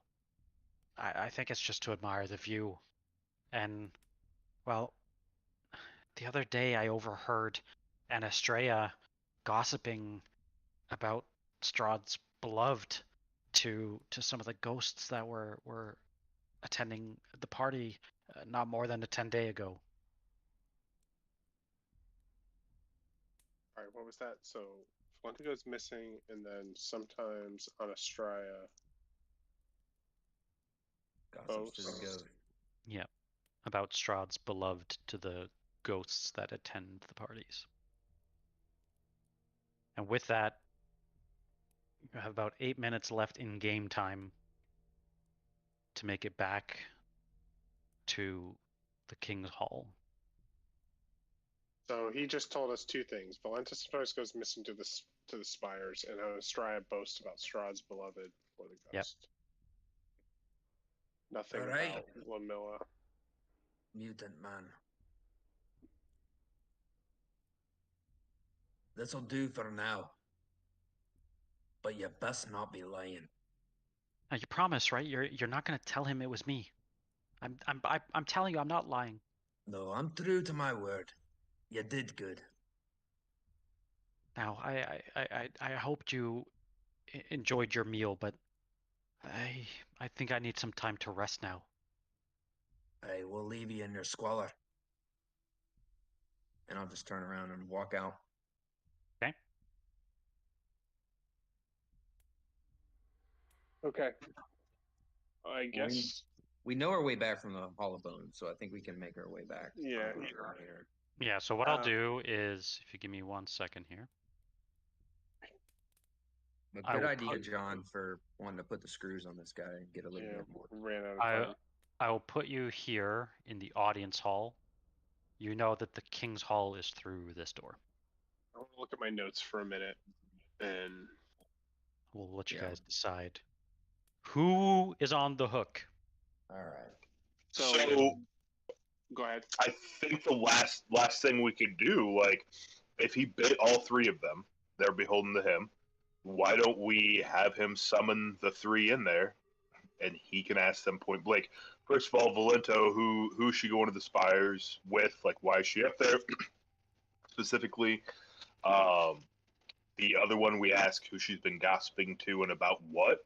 And then the third one, I don't know what we would ask her, but I don't think we ask could her force something. Yeah, I don't know that we could force Strahd to do No. anything and say this is how you do it. I don't think we have to think we force could- him. I think we sweet talk him into it, right? Like he wants this done. Yeah, no, but we could just give him information. We could just tell him what we learned.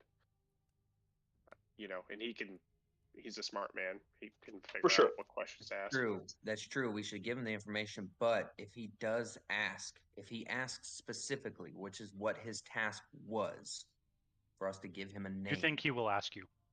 We have to have a name ready to give him. The deal we made was that we would Yeah. give him the spy. So I've been looking at this from the perspective. I just want to just throw a perspective out there as we're kind of like walking back. I've been looking at this perspective of like someone's trying to like betray Strahd to like save Barovia and whatever. Like this more like good view, but like I didn't get that vibe from anyone, and I was kind of thinking, is there someone betraying Strahd for other reasons, for power, for for evil reasons? Like it doesn't necessarily have to be, hey, there's an ally out there trying to save us. Like, and if I think about it from that lens, does any of like the information we got ring differently? The only one that I really thought, and Train brought it up, was the fact that she mentioned spy without us mentioning spy. I mean, that's a normal telltale sign in interrogation when they're giving up information freely that you haven't released. And it For sure. could be because of think the it seems line of too easy. questioning. Yeah. But something that stands out to me, though, is if Valenta is going out to the Spire, we know that there are ravens flying around the castle. She could be talking to them, That's true. but also looking at it through the perspective of who would be most likely to betray Strahd for their own personal gain. Valenta kind of fits that personality bill to me as well. So whether it's to help the ravens or whether it's for their own gains, Valenta stands very out to true. me as someone That's who might very do true. it. That's a good point. I don't know either way. I kind of feel like we can rule out Anastraya a little bit. Yeah, I think so as well. She just seemed young, naive. I mean, maybe we fell for that act, but like she seemed kind of just like not. I mean, she's been here so recently that she knows Stella, right? Like that wasn't that long ago, and so like I don't know that she would be as up on intrigue as the other two. Like Yeah. the oldest one definitely seems like up on intrigue, and like Valenta seems like, yeah. My thing with Valenta is from the beginning she's said how powerful she is, and I think it almost seems like she might be like bottom of the food chain there. So like Striving just- for power. well, just Very true. if she's not actually stronger than anyone, she will be once the other two are gone. Maybe she's spying not on Strahd but on the other two. Yeah, like what are her motives? That's a possibility as well. I guess motives are hard. They're vampires. Who knows? They Yeah. just want to cause mayhem and kill each other. Now to get back to Limbilla with the line of Train, you said it might have just been the line of questioning, but normally when you're innocent, she could have said, "Do you think there's a spy?" Instead of thinking that we're accusing her directly of being the spy. Yeah. She True. projected that onto herself immediately instead of just making the suggestion of what were we thinking? Are we looking for a spy or do we think there's a spy? No, she said, "Do you think I am a spy or I am spying?" She purposely called herself out on that. No, I don't think she said she was a spy. I think she asked if we were asking about a spy, right? She asked if we were accusing her of being a spy, and we have Yes. less than 1 minute left. I think Okay. it's time. I think it's time for us to maybe vote. Yeah, let's vote. But I think we should. I vote for Linda. I'd Or do vote for we- the fifth. I think y'all do we have some let- strong I points. think not voting for. I think we have the three choices as well as nobody. I think we all need to remember that. So Valenta, Anastraya, or Ludmilla. Those are. Or do we punt and let Chance and Merrick watch the stream and give their votes too? That's actually a good beginning of next session. good point. That's true. Or would Jeff let us? Yeah. Sure, if that's what you want to do. I will note then something else. Let's change the scenery for a moment. Are you guys on this map? You are, right? Yes. As you're standing, debating before entering the King's Hall, and I'll open this door where you see Strahd down the hallway. You actually don't see him because it's dark, but I'll say that there's candlelight lighting him up. You notice he is down the hall, standing in this very beautiful hallway with these giant statues. You notice again a familiar looking raven flying past this opening in the courtyard, and it's doing the same thing it was doing in the other room. Is all of us notice that, or Train notice? I'm assuming Train. You would all notice this. It's This scene is badass. I love these rooms. Yeah, I like that. as a side player note, or like off table note. The reason why I wanted to, so this is actually not part of the campaign, the official campaign. But the whole reason why I want to do this is because it actually gives you guys a chance to explore the castle. Oh, 'cause yeah, it's great. it's something that you guys don't usually get to do, unfortunately. Right. It's really cool. Yeah, yeah. So Yeah, you guys see this raven. Well, I'll turn to Train. Does that look like one of the Wizards of the Wine ravens, or something different? Do you want to all roll a perception check? Because there's Train's gonna also straight up those- say that raven is special. He's here for us.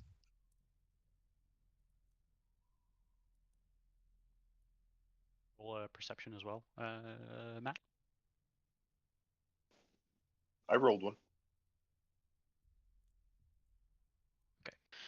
Sid, you would notice in one of its claws, it appears to be holding something.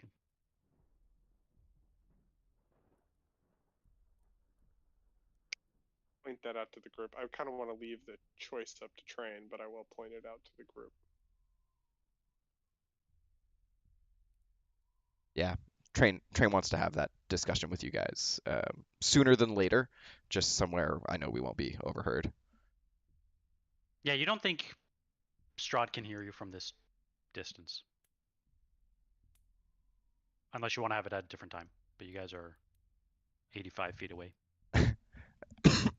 I mean, it's a little late. I don't know if we want to do a small scene, just kind of talking Yeah. about that. Up to you. Yeah, are you guys good for a few more minutes? Yeah, Yeah. I would like to punt a little bit. I know we did the investigation, but I would love Chance and Merrick to give a vote Yeah. too. That's true. Yeah, that's So- such a great idea. I like that as well.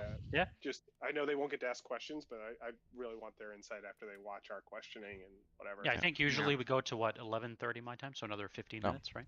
Yeah. Perfect. Yeah. Now I we think, could yeah. do it all in the RP. Yeah, it's kind of RP channel. so yeah, I'll do a little bit of RP with you guys right now just to go over what happened, fill you guys in on what happened with that poem. So yeah, I wanted to talk to you guys in private. When I read that poem, I don't know if you guys noticed, but I had a vision, and Madame Eva spoke to me and told me of a dangerous weapon, artifact, tool, and she offered it to me, but couldn't in good conscience take it, guys. It's important for you guys to know I alluded to uh, being a curse and bringing bad fortune to people around me. And I think before we can move forward and kind of make any decision on this, I think you guys need to know a little bit more about who I am. My name isn't Train.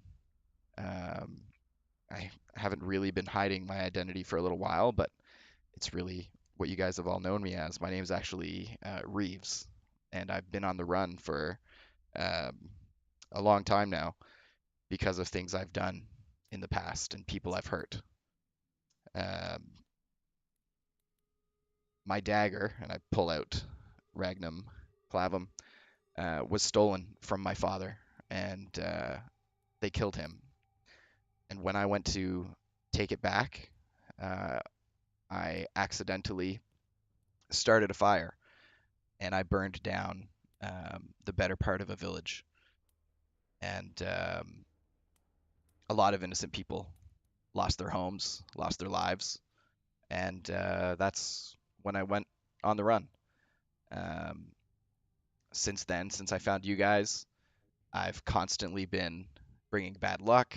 Sid, you'll remember the basilisk nest when I found the gems and got you guys attacked there. Uh, the deals that I've been taking with the hags, I'm constantly making decisions that are putting you guys at risk, and I just can't keep doing that to you guys. And I refuse to make another decision that I was told point blank could result in you guys getting hurt. And I just had to make sure that I was upfront with you guys and that there were no secrets. I think we've been through a lot together, and I want to make sure that I'm not making any more of those dangerous choices. It will take a deep breath and look at you very squarely and say, do you think any of that past matters in here, in this place? Any of our past, good or bad? Do you think any of that matters in this hell? I think compared to what we're experiencing here, your ledger and your past is clean. You may have made a few mistakes, but you've also saved us, protected us, fought for us many, many times throughout the last months. So I understand your reluctance, but you can leave the past for when we escape here.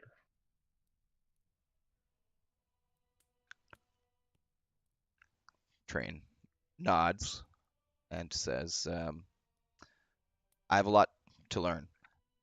I need to stop taking risks, not only that put myself at risk. Look at me, I'm 24 years old. I've lost limbs. I've lost my life more than anyone else in this party, and I've almost killed all of you with the dangerous decisions I'm making. I'm working on it. I'm going to continue to make better decisions, but until I feel confident, until I'm comfortable that I've learned, um, I would like to rely on you guys to help me make the right decisions. Can I ask that of you? As I said before, lad, water under the bridge. The sins of our past do not reflect our future, and the river of time will keep on rolling. It doesn't look back, it only looks to the valleys and the hills ahead. And that's what you're doing now, and that's all that can be asked of you. Thank you. And what do you guys think about this artifact that Madame Eva told us could be so dangerous, but also very useful? She seemed to feel it was something that we needed. The thing about risk is when you take it for the party, for the friends, for us to escape, it's a risk worth taking. If you're taking it for just yourself, that's when you have to be worried. I think this is a risk for us, even if it puts us in danger. It's a chance or a hope to escape. Jeff, do I see any windows or doors leading outside that I could open? Yeah, the raven. We're Well, standing next to a this, giant. yeah, This yeah, window is this, open. Okay. yeah, and it's like it's basically like an iron frame, but there's no glass in the window. It's just open. All right. Well, Train's gonna step forward, look out for the raven, and reach out to accept its offering. Almost as if foretold, the moment you put your hand out, a small but familiar looking card lands on your hand. It is soaking wet. Clearly, it is raining and storming. But as it lands in your hand, you notice a raven flying off into the distance.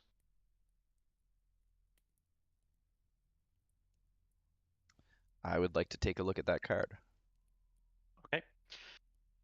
As you look at the card, all of you in this time, feel again a wave of nausea wash over you.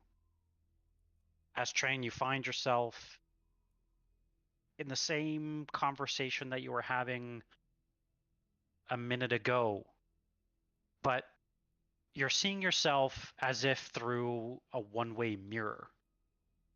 And in this vision, unlike what actually happened not more than an hour ago where you told Madame Eva you couldn't take the risk, in this, through this one-way mirror, you see yourself nodding your head, accepting the fortune that Madame Eva is to tell.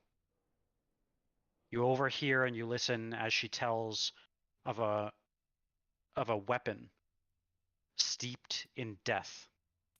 A weapon, the very weapon, that stole Strahd's life and ushered him into undeath. She tells you there's a weapon that used to be wielded by an assassin named Leo of House Delisania. And that assassin did not know that the pact that this count had already made, and he did not expect Strahd to endure as one of the living dead. As you notice, all of the sudden, again, through this one-way mirror, you view this interaction as it takes place in the very tent where you all started your adventure. She pulls a card from the Taroka deck and says, "A weapon as foul as this can only languish in a place of utter death." And that's when she lays a card out on the table, a card, the very card that you hold in your hand in this castle.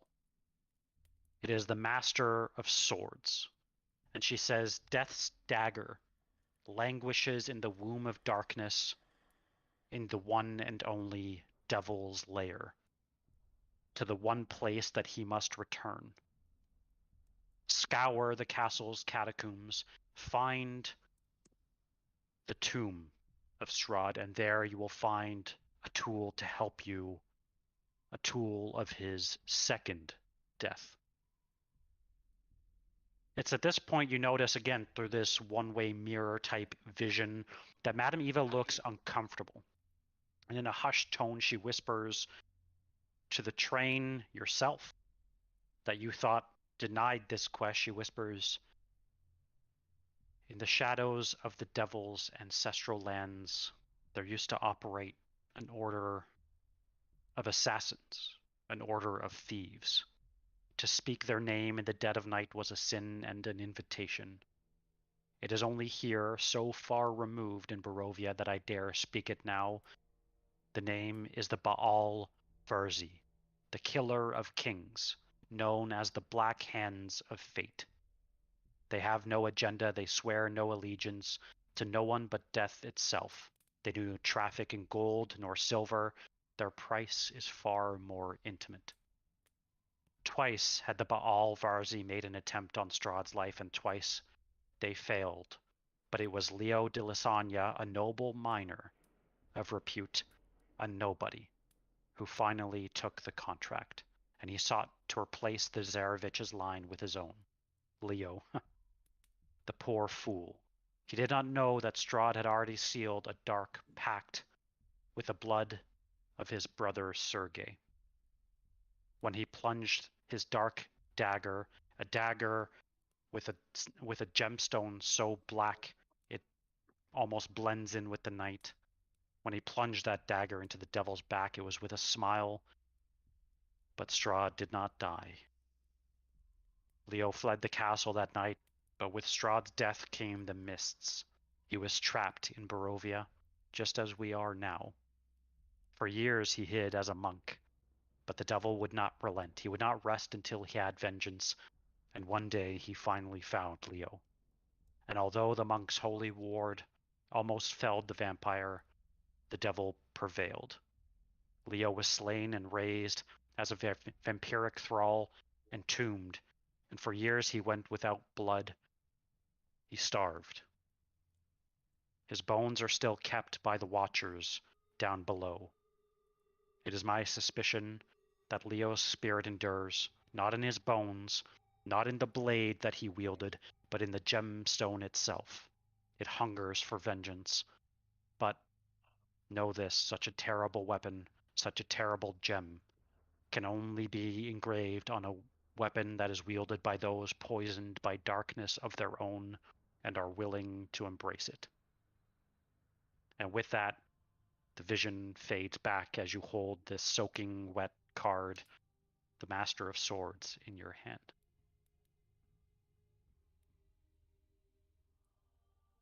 Damn. Took a lot of notes on that one. Yeah, same. Sorry, I know that's a long... No, it's great. But I like giving backstory stuff. Yeah, no, it's good. Yep. I like that. A lot of context there. I like that. Now, one key piece, and I won't hint too much, but I will say maybe the Tome of Strahd has more info on this. But one interesting piece that I would highlight for you is the part where Madame Eva specifically mentions, well, two things. One, obviously, that this weapon can only be wielded by those willing to embrace the darkness. But the second is that something about Strahd sealing a pact with the blood of his own brother, Sergei.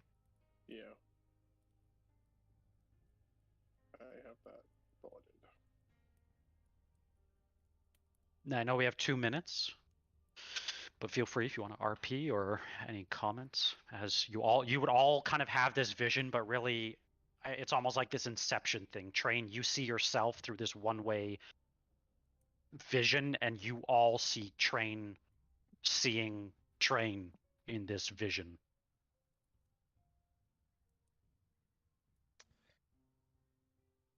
I don't think any of us are strangers to darkness.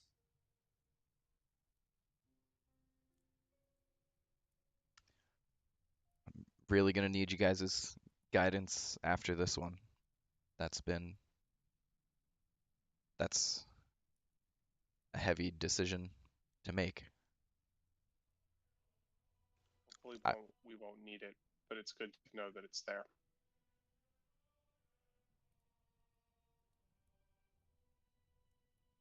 And the illusion said it was kept in the castle, right? It's Yeah, still in the castle.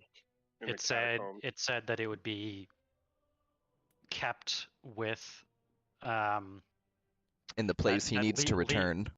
So yeah, two things. Find the tomb of Strahd, and there you shall find the tool of his second death.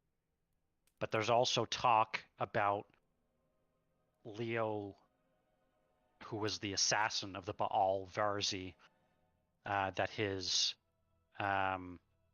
he was raised back as a vampire, and entombed and basically left to starve, and that his bones are kept by the Watchers. Have we heard about In the the- Watchers before? You have Oh, not, so- but you would probably know, Mercer, that certain great tombs of great kings would have dedicated guardians of some sort or another, whether human or non-human, protecting their family's honor, their family's Right. tombs. So the Tomb of Strahd, we don't know where it is in here, but it is one of those portal things. You can kind of, I think it's one of the portals from the portal room. Oh, Potentially. that is a good Yeah, I was just mention. thinking the same thing. I think I did share Yeah. the Yeah. image, but I'll I have reshare it the again image. while One of them does say specifically goes to where he rests he or something like sleeps, that. yeah. Here you So go. Here's the image. Yellow. so we don't necessarily know where it is in the building, but I think if we wanted to get there, we have a chance to get there. Yeah, it says yellow to the Master's tomb. Yeah, it's pretty. Tomb. Man, one This is where I session ago, wanted to go Train would have been before. running to the basement right now. That's why, sometimes I love the way the dice work in this game. Yeah. It's like. So yeah, with that, I think we are at session's end. Yeah. I know a lot to digest, a lot to contemplate and think about. I know this was not a very combat-heavy session. In fact, we had no good. combat. But hopefully, hopefully you enjoyed the session nonetheless. Of course. I Great know session. I was calculating, and I think we're around 15 sessions left, is my guesstimate. Oh wow. Approximately. Could be more, could be less, depending on what you guys do. Depending on, Probably. yeah, I mean, if we TPK in one of those, it's less. It's less, yeah. But maybe okay, let's guesstimate. Yeah, 15 would be my guesstimate. Oh, that's fine. So here's what we do know. We do know that there is another way into the portal room.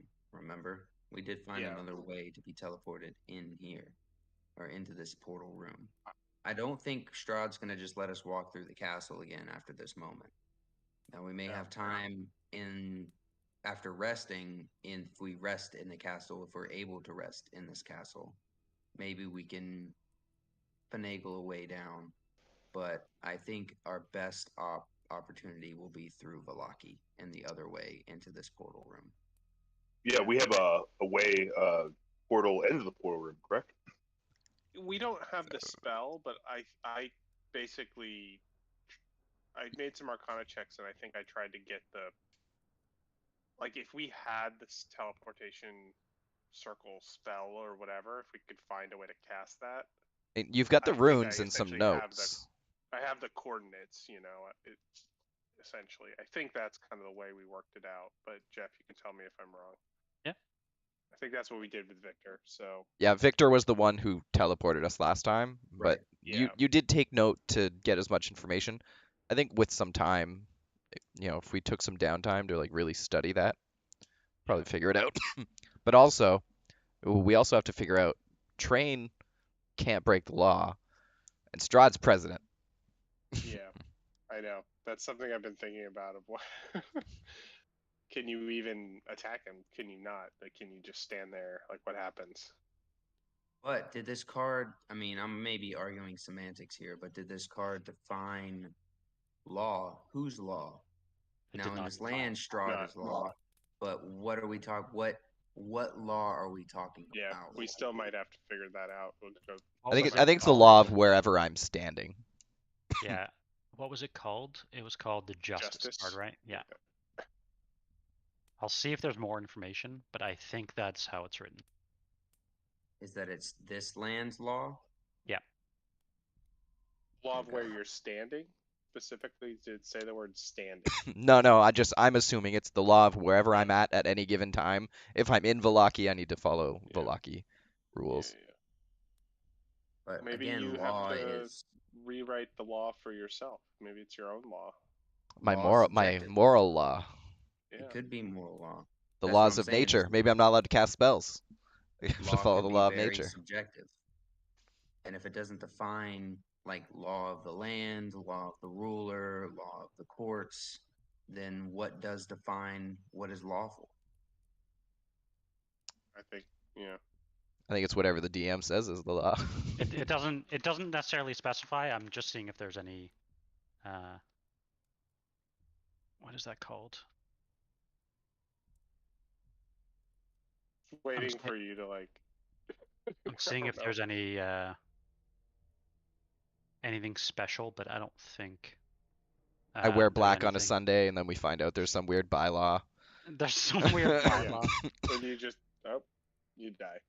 No, you think it's the local law, like that's how I interpreted it. It says if over the next year the person breaks the law, and the law to me is like the law of the place that you're in. Yeah. Yeah, it's It clear. basically means like being a good citizen, a good Samaritan, basically like a good aligned character. I think what's complicated, I think it all makes sense to me when it's like, if you want to steal something, yeah, that's breaking the law. But when it gets complicated, when it's like versus Strahd, it's like, is there Against a dictator. It's yes killing the does leader, Strahd that's act- against the law. Yeah, but does he actually have law, or is he just a Yeah. powerful being? You know, Is so his, like, yeah, you're right. Is his law put down on paper? Is there Yeah. definitive laws that people must follow? Because if there's not like breaking into his house and using his teleporter, then that's not a law. That's just something he wouldn't want you to do. One thing I will say is that Vallaki is a ghost town since you last visited it. You also remember being chased out of Vallaki, yeah. and that the people there don't necessarily want to see returned. But it's up to you if you guys want to venture back there. But I don't know that we do or not. I was kind of bullshitting a little bit when I was mentioning Milwaukee to try to get more information out of that woman. But all right, I gotta go to bed before I pass out. There also might be something in Kresk. Yeah. What was this card called? It was called the Justice card, right? The Justice card. Okay, I'll find the more up to date thing and I'll share it in the chat. But thanks for playing, everyone. I know everyone's sick. It was a good session. But yeah, great session. And yeah, moved pretty quick with 4 players, so you were able to get through the entire evening in one evening. Yeah, interested to see what you guys do.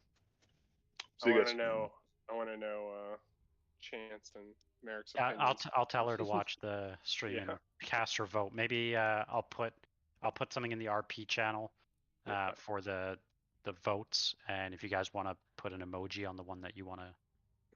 Yeah, I'm gonna think about it for a few days. Yeah, me too. Yeah. I'm probably gonna watch the stream back and see what. Yeah. All right. We might We'll miss. see you guys next week. Peace Cool. out. All right. Talk to you later. Bye.